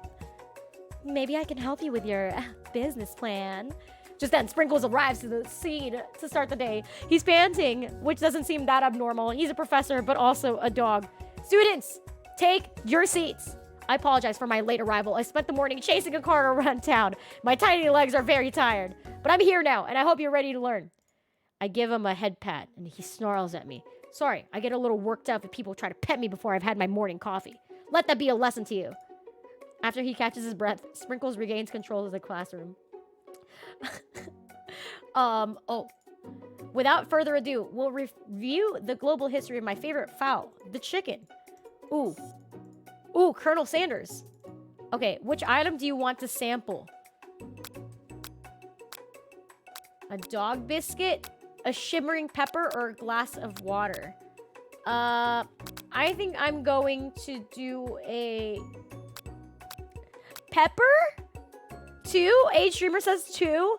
Okay, I think 2 is the closest option to anything that's like KFC related. 2 is right. A brightly colored pepper stands out from the other items. It sparkles in a most eye-catching way, so naturally you reach out, grab it, and eat it right away. However, your body is not prepared for the heat. The pepper has triggered an intense spice hallucination. It feels like forever as you trip through the universe. My friend, ooh. This guy again? I'm here to give you an important message. Ooh, you must avenge my death and fulfill your destiny. All you must do is... I was saying to fulfill your destiny, and all you must do is...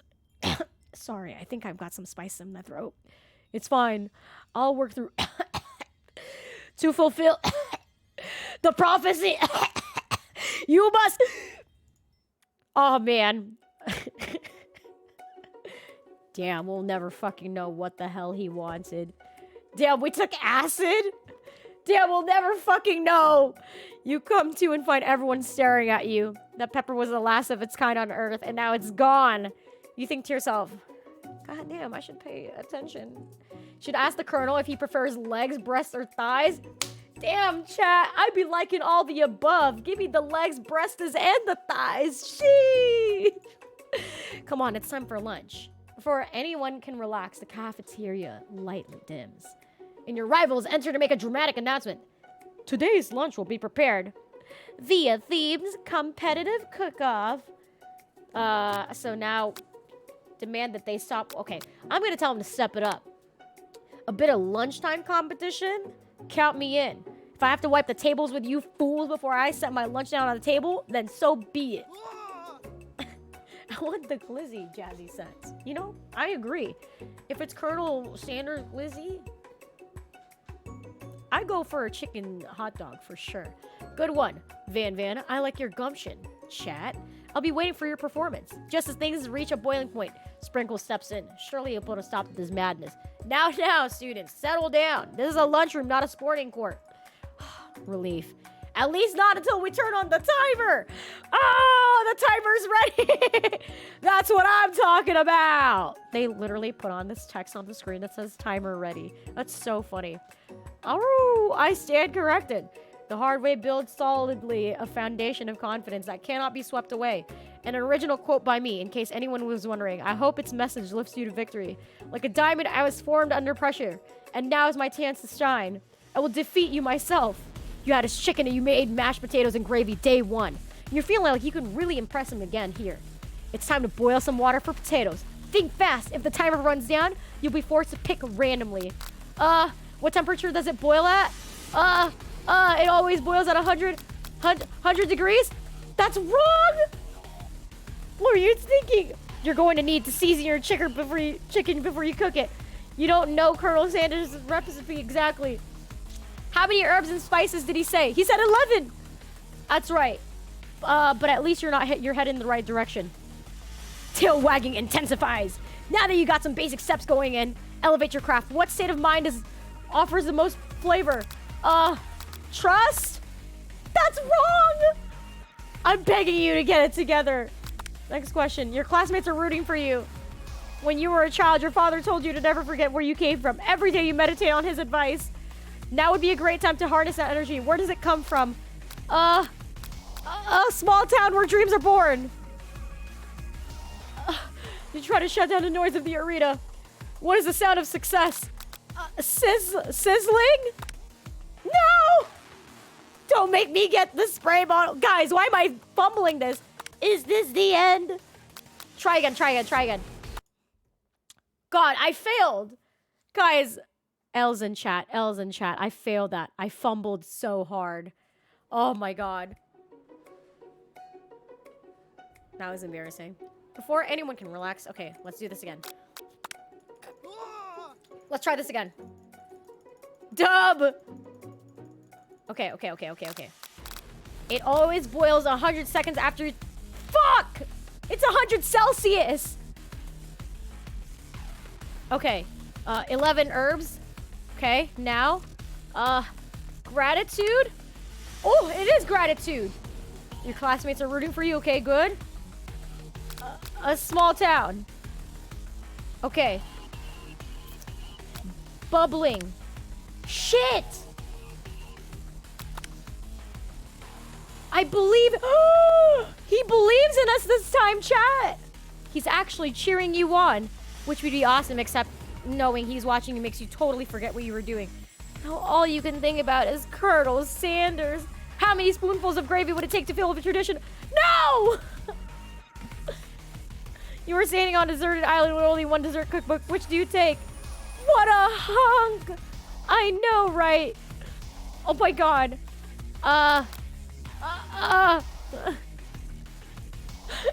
No! You're really struggling to keep it out. At the next station over, Ashley has already begun plating elements of her dish. To make up time, you toss your biscuit dough into a stand mixer. As you do, the crowd gasps. Yikes. I know you love nothing more than seeing a fellow appliance you utilize in a kitchen battle, but sometimes that means sacrificing the personal touch. You might not have any hands, but chat does. And a really good chef that needs to be touching the dough. There's an easy way and a hard way. You don't get far by going the easy way. Oh! What the fuck was that? What you often find is the easy way can turn out much more difficult. Everyone stop what you're doing. The battle is over. It can't be. I was so close to finishing my dish. Look at your hand. You can't go on. Too bad. I'm here with a completed dish, ready to serve. Surely that makes me the winner by default. No, it wouldn't be fair to compare the two on account that's chat's injury. You see, Sprinkles began to lick his doggy chops as he locks onto the dish. But I suppose you should at least tell us what you're prepared. Because I'm the sweetest, I script straight to dessert. Under this white chocolate dome, you'll find a wide array of delights, taking you on a journey of flavor that tastes so good and tells a story of excellence. I was gonna ask Chat to do the honor, but since you're injured, I'm afraid that pouring this creamer of delicate hot chocolate sauce might be too difficult. Colonel Sanders, if you don't mind lending your strong, steady hand. He pours the hot chocolate over it. Inside, you'll find a delicate fried cheese croquet atop a slice of honeycomb, ice cream, 2 ways, tender nougat, and pearls of blueberry jelly. Colonel Sanders seems intrigued, but perhaps not impressed as he dips his finger in the chocolate sauce. Simplicity isn't your strong suit, is it, Ashley? As he places a sauce-covered finger into his lips, Ashley leans over and whispers something into his ear. A dab of sauce sticks to his mustache. I'm gonna put myself between them. I'm mad. Colonel Sanders recoils and brushes you back. The goatee isn't just a fashion statement. It's also a functional. I was saving that flavor for later. Oh, fuck. How'd I fumble, guys? We gotta do this better. We gotta do this better. I can't believe I fucked that up so bad. Oh my God, I can't believe I did it wrong. Hold on. We can't fuck up. We can't fuck up. Speed run. This one. Okay. 11. Let's do this. Gratitude. Small town. Silence. Colonel Sanders is looking at me. He says he believes in me. Oh no. Oh no. What a hunk. I don't. Okay, we're still here. Oh no, we're still fumbling. Okay. Now something happens.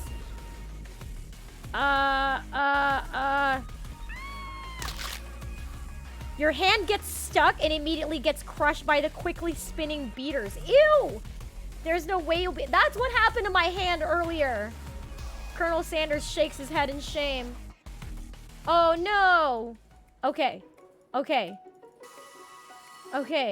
I guess this time, I won't get in between them. I internalize the rage that I feel.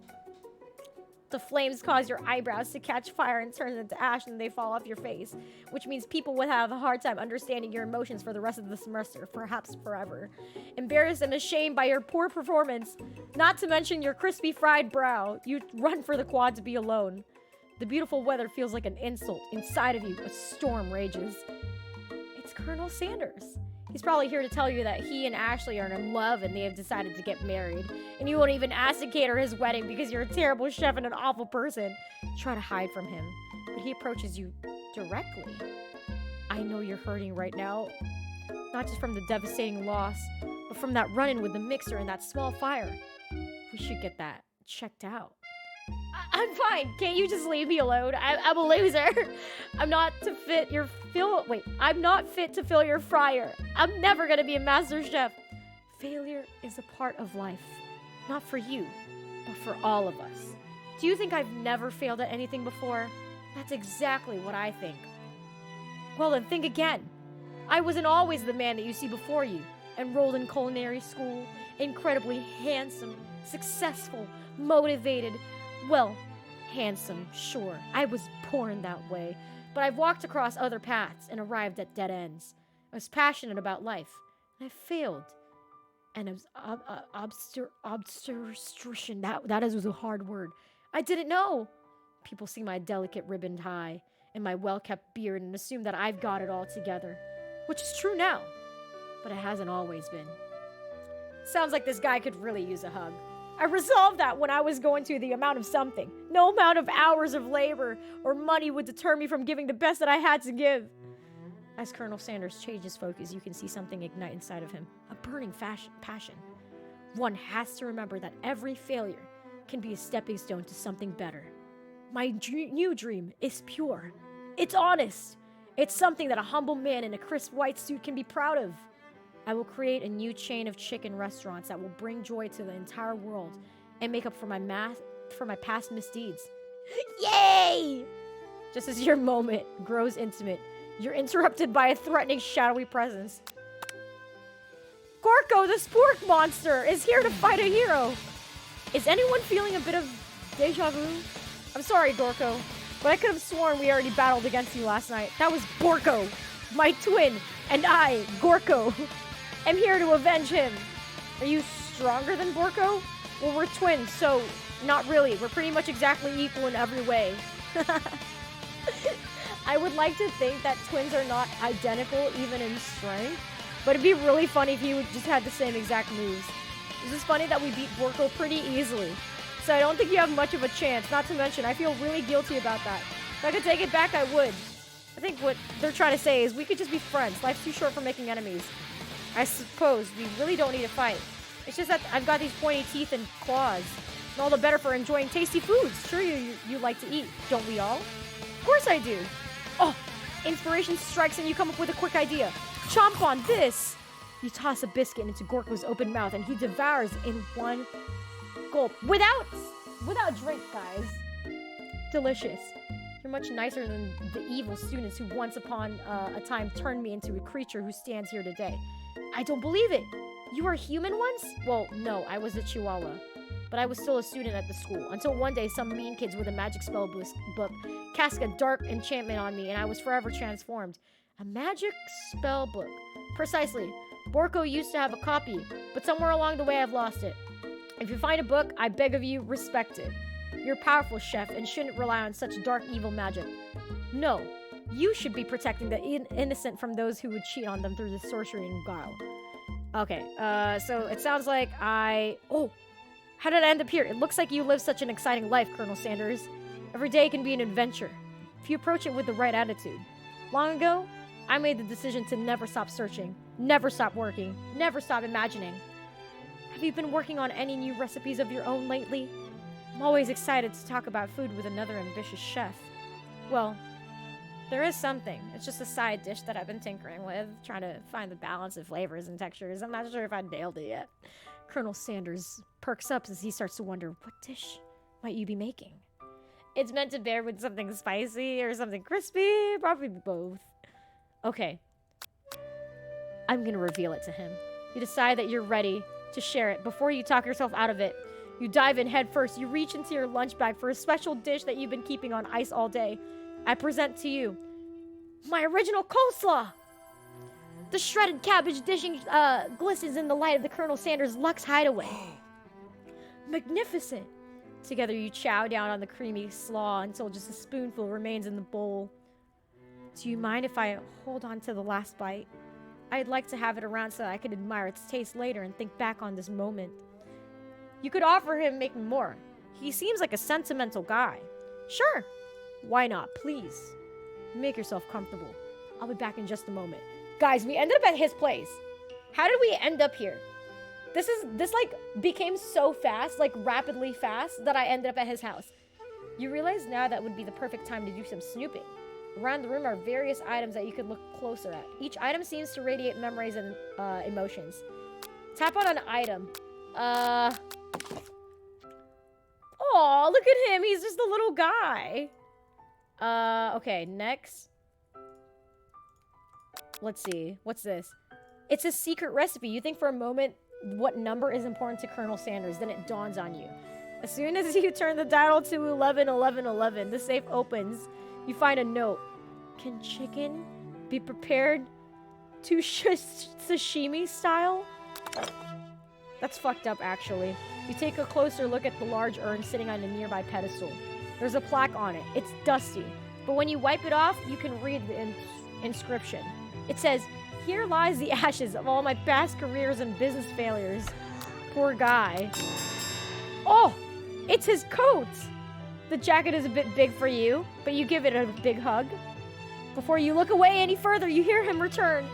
He has a new dish he's been working on. I don't usually loan those out, but I must say, it looks really good on you. Oh crap, the jacket. You decide now is your big moment and you make the move? Guys, can I do it? Whoa, whoa, whoa, this isn't that kind of game. Now, not that we blame you for trying, but still. What? What? Guys, I can't woo him? What the fuck? L's in chat. L's in chat. I just fumbled the bag again. What the fuck? I'm so mad. I got so far. L. I'm so mad. Dude, I thought I could like seduce. You tried to fuck him? Yes, I tried to fuck him. You're telling me that I can't fuck Colonel Sanders in a dating sim about Colonel Sanders? What? Why? Well, why is this guy here? Can't you tell I'm in the middle of something? Oh, lol. Alright, I guess this time I won't tell him that. Okay. You tell him you're cold. I'm sorry, I didn't mean to intrude. I just got a little cold and thought this might warm me up. He smiles and scoots a little closer to the fireplace. It's warm by the fire. Why don't you come a little closer? Suddenly, everything feels like it's moving too fast. Oh, but me confessing is not moving too fast. Final exams are tomorrow. You should be thinking about what you're going to cook. I should be home studying. Overwhelmed, you take off the jacket and run for the doors. Dude, I'm fucking sad. Oh, fuck, that was such a huge L. But the thought of leaving Colonel in the midst of such an emotional breakthrough gives you pause. You stop yourself. Colonel? Yes. I honestly think this might be the beginning of something wonderful. I think you're right. We should take things slow. Oh! Dream sequence! You awaken to a beautiful morning in Colonel Sanders' hideaway. Did you make the right decision on how to respond to him? Only time will tell. Today is a day that could change the rest of your life. Your thoughts are interrupted when Colonel Sanders emerges into the room. He's holding a gorgeously plated breakfast. Guys, we slept on his bed! We slept at his house! And your mouth waters at the sight of it. Here's a simple breakfast I just whipped up. It's meticulous. What's up, Shugo Tenshi? You taste Colonel Sanders' food, and it takes you on a journey. When you return, he's waiting to ask you on an important question. So, Would you say we're the perfect match? How presumptuous. My cuisine and your taste buds, that is. Such confidence, such grace. Could he be the world's greatest fit to, cookery? Take him down a peg! Flatter him. I think I'm gonna flatter him. Ooh! That was a good thing. You know, I think we might make a great team. A single tear begins to pool in the corner of his eye as he gazes out the window. And with the right business partner, I know I can't fail. Guys, I think that this is gonna be a good idea. We're business partners already. Wait, there's one more day of school. I'm assuming this is like the last day for us to like win him over or something. You get to go home and find something very surprising. Your best friend is there waiting for you. Where have you been? I had one heck of a night. Please don't tell me you fucked Pop. I've been desperate to talk to you about it, but I couldn't find you. I got worried. It's okay, I was just... But now it turns out you're fine. I can finally get you up to speed to the saga of Miriam. Sure. But you will not believe what happened to me after school yesterday. I went on a date. I think I can believe that. Since I beat partner up with Pop, he's been asking me to go out with him. Chat, that was our fault. That was our fault. Of course I told him you'd be better harness those wild horses, young man. I'm not that kind of girl. But he was just interested in spending some one-on-one time together and getting to know me. So I said, yeah, sure. I could get to know the little guy. Long story short, he took me to his favorite shush house. But things quickly got spiraled out of control. What is a shush house? What the fuck is that? I know I'm not really supposed to be sure where we stand. You don't give Miriam the time to tell the whole story. However, bottling up the details of... What is that? What's up, Ruthless? I went on a date too, back to Colonel Sanders' house where I spent the night with him. You what? Nothing happened but the emotional connection. And he made me breakfast. How you been? I've been doing really good. We're playing the dating sim for Colonel Sanders. When you arrive at school, you encounter your rivals in the quad. You can tell them from a distance that they're picking on Pop, though he himself might not grasp the fact. Because you know, he's Pop's. What's a swirly? It sounds delicious. Oh, it's great. I'll order you up one right away. I'll have my swirly with sprinkles, please. Sprinkles is a dog and a treat. You can get your swirly dip too. Why don't you pick on someone your own size? Because I'm literally the biggest person on this school. There, is that horse that Colonel Sanders rides to school? But who would dare pick on such a gentle and beautiful creature? You got some nerve, chat, suggesting I pick on the defenseless horse.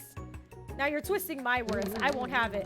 You clench your fist, but the injury from yesterday's mixer accident makes you wince with pain. Doesn't look like you can go on cooking like that. Might as well just give up. I'll never give up. Colonel Sanders arrives as it appears things have been close to boiling over. A naturally intuitive person, he senses that something has been going on. Is everyone excited for the final day of school, chat? How's that hand feeling? I'm sure it'll be back and fighting for her this afternoon. Aren't you concerned about my hands? Yesterday I almost broke a nail. Is this fast food JoJo Bizarre Adventure? It's a dating sim. We have to try to get in Colonel Sanders' pants without getting into Colonel Sanders' pants. Technically, I don't believe a winner was decided, but your presentation was quite impressive. What is he doing trying to compliment her? But what about the flavor of my delicate, warm, gooey chocolate sauce? It was clear that you're passionate about your food is received. That's not a word to say it was bland. Excuse me, I'm more than capable to speak for myself. Maybe you could tell me more about your thoughts as we speak to class, Colonel? I'm always interested in discussing the fine arts of food. See you inside. Annoyed by the Colonel Sanders' ability to see Ashley for who you know she really is, you walk across the quad to get some distance. In an attempt to distract yourself from the slighted you feel by that interaction with Ashley, you take out the spell book you recovered from yesterday and start flipping through the pages. Whoa, that's a book? It looks like bad news. It's just something I found lying around. This is gonna be bad. This is gonna be really bad. You've got a memory erasing spell sitting right in front of you and a pretty good excuse to try it out. Do we cast a forbidden spell or we don't do it? No, because it's supposed to turn them into like those monsters, right? I'm not gonna do it. I'm 100% not gonna do it. Take your friend's advice and put the book away. 2, thank you, Jayhorn, that you have confirmed that I did not do it. It's almost time for class. Spinkus is already in the room waiting for the students to arrive. He clears his voice to make a quick announcement. I want you all to know I feel something for a dog moment coming on, but I assure you it's nothing to be afraid of. His cute little nose scrunches up and he begins to breathe quickly. He must be hungry? Dogs can be rather unpredictable. I'm gonna wait. He focuses out the window. The room is silent. When you follow his gaze, you see a tiny orange squirrel. Sprinkles turns feral and runs to the window. Terrence, I told you to never come back here. Sprinkles is barking ferociously. The squirrel looks over, but he doesn't say anything back. You wonder, is that a talking squirrel? Who named him Terrence? You better not show your chubby cheeks around here ever again. This actually brings up an important point. Thank you for reminding me to dole out this indispensable bit of wisdom. You see, before he goes any further, Miriam's love drama spills all over the class. I told you to save it after class. But I miss you. We went on one date, Pop. And how can you miss me when I'm right here? Pop's voice quivers as he pleads his face over towards Miriam. Every time I blink, you go away again. God, he's so dumb. Dude, he's adorable, but I do feel like this type of guy would get clingy really fast. That's a really cute thing to say. Miriam, what happened between you and Pop? I got her in trouble and now she's mad at me. I didn't just get in trouble. I got yelled at by Pop's mother, who blames me for getting him banned from every museum we set foot in. Oh, that's what you meant by the shush house. Oh my god, they went on a date to the museum. That's so cute. Wait, she's breaking up with him. Too hurt to go arguing, Pops leaves this creation behind and runs out the room. Nothing like a loud public breakup to cast a pall over the final day of school. Well, that was unfortunate. But we mustn't be distracted from what lies ahead. The final competition showdown challenged Max Exam TM. I'm still working on the title, but I think you get it. Alright guys, let's do this. Tiny Cocoa is a delicious treasure. Okay, I'm gonna skip past this. I'm gonna skip past a lot of our dialogue right now. And I'm going to go into the last part. Chat, what are you doing here? There's still time before the final exam.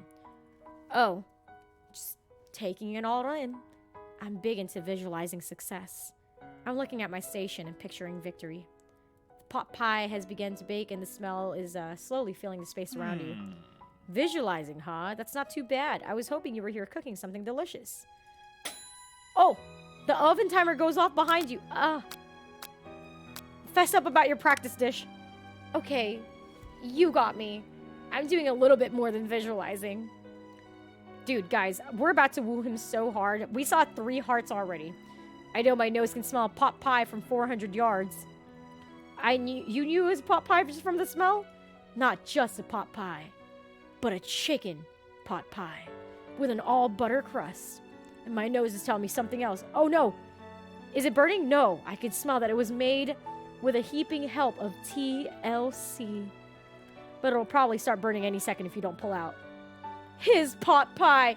Dude, are you telling me that you're trying to give me your pot pie? Wow, this is the best pot pie I've ever tasted. I've always loved country cooking, and I could eat this all day.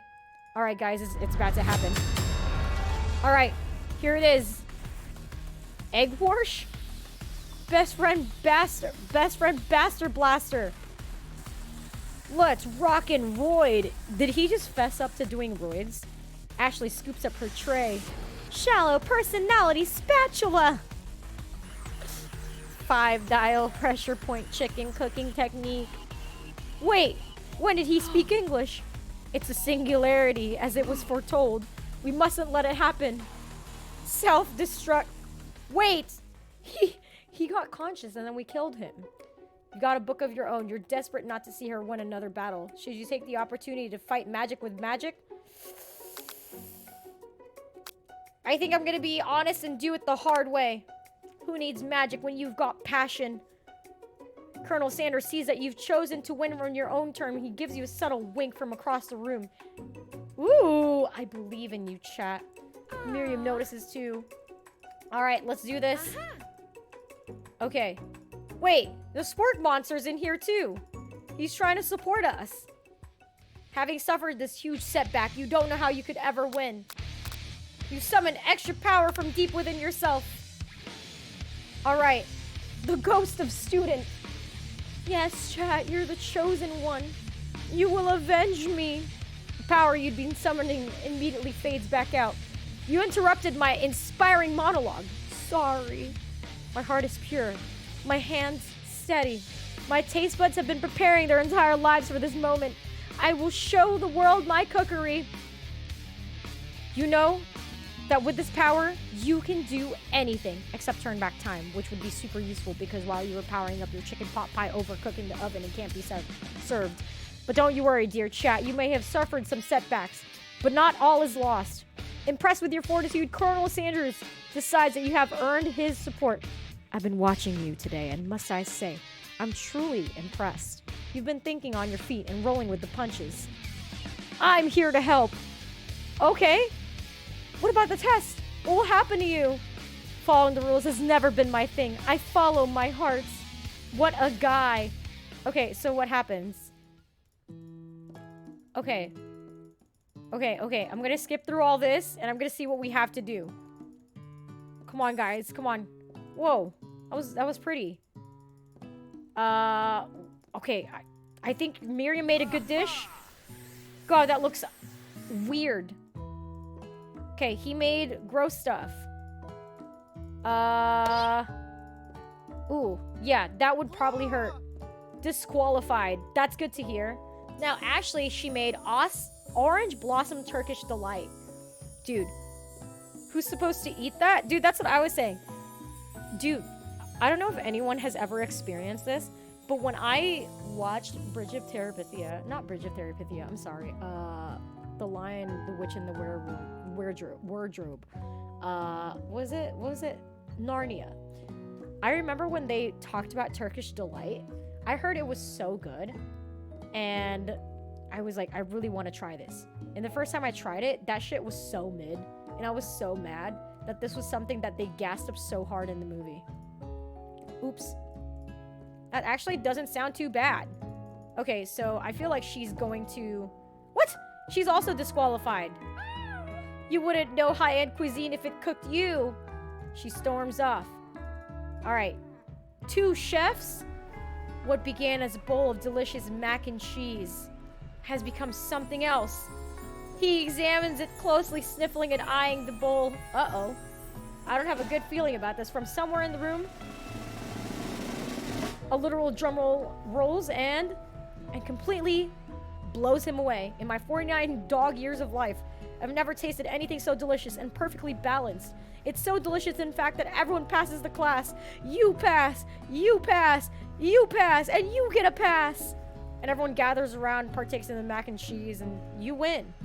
Together, you and Colonel Sanders have made a new menu item. The new menu item is so impressive that even Van Van and Ashley are drawn back by its magnetic fragrance. And you're apparently an interesting chef. Sprinkle declares that you have passed. Everyone has passed. There were supposed to be more battles, but come on, how could they be better than this one? Now that the school year is over and everyone has graduated, the students return for one last assignment to get their groove on. The cafeteria has been redecorated to serve as a dance place. Compared to the massive high-tech cooking arena, the humble decor seems downright cute and cozy. Oh, DJ Sprinkles! Van Van and Ashley, damn, she kind of fine though, chat. Sheesh. Van Van and Ashley tell everyone that they've committed themselves to righting the wrongs and did what they did when they were villains.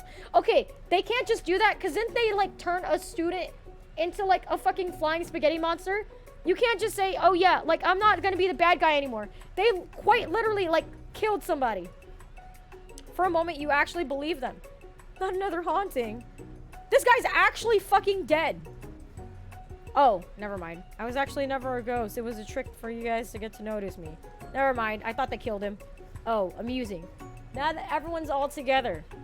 It's the Spork Monster. He's totally mellowed out.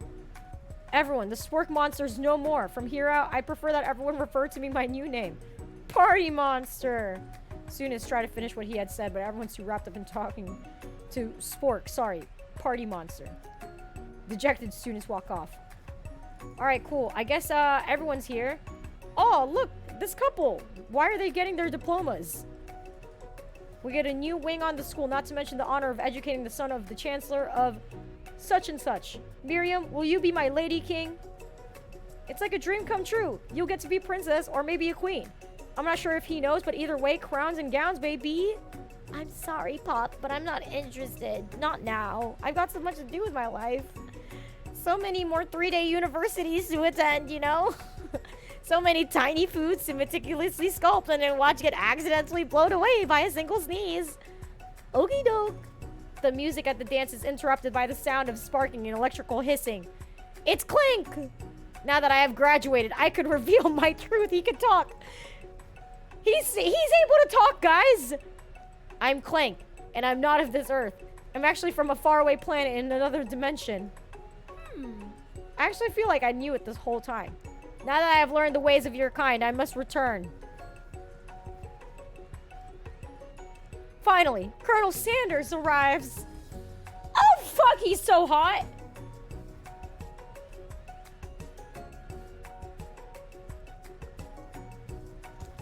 Do my eyes deceive me, or is this a bad bitch? This looks like a qualified fine-ass motherfucker. Might I say so myself, that he looks beautiful. Says, howdy, classmates. Oh, shit. Just like the first day you met him, he's come prepared to feed the entire class. Oh! I didn't get to be the most famous chicken man in the history of Chicken Man by not reminding people to go out and buy my chicken. The end? It's not the end! As everyone feasts on their delicious chicken, Colonel Sanders finds you sitting at the edge of the dance floor. Guys, this is all that we've been waiting for the entire game.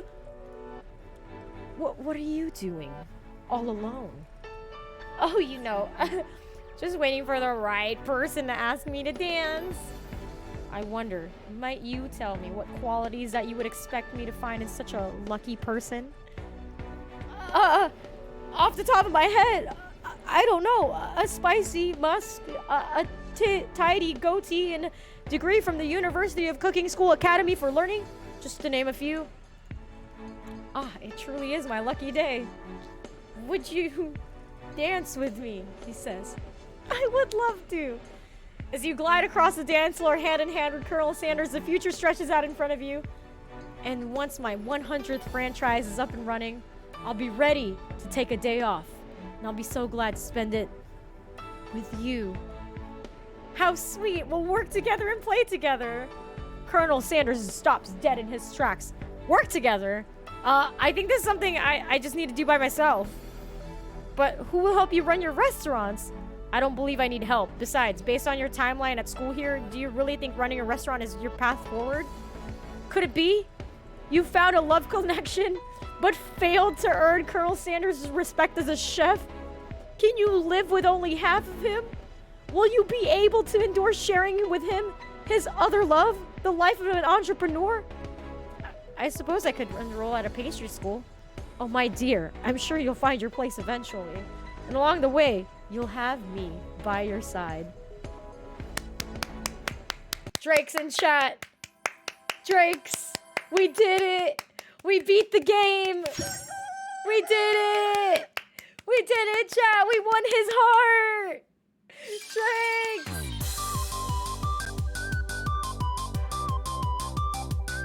We did it.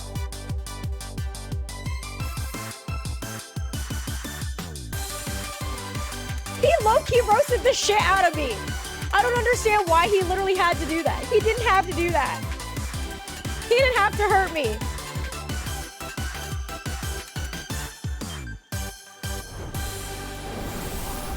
I love you, Colonel Sanders. All right, guys. We officially are not single for Valentine's Day. When did KFC get an anime? Thank you, guys, for this lovely time hanging out with me. Now we ended up with a date. Now we don't have to be single. So, with that being said, guys, thank you for hanging out with me today on this tiny little stream. Thank you for hanging out and being cozy with me. I hope you guys have a wonderful night. I hope you guys are great. Happy Valentine's Day again. I was planning on doing some cool shit, but fuck it, we ball. I'm going to see you guys back again on Wednesday. So thank you guys for being here. Don't forget to join the Discord, join the social medias. That was really fun. I know this was like a shorter stream, but I'm gonna go ahead and raid out. We're gonna go raid my other friend named Bobby Berm. And yeah, go tell him what's up. Raid Bobby Berm. Bye guys. Have a good night. Have a happy Valentine's Day. Bye guys. Bye chat. Bye.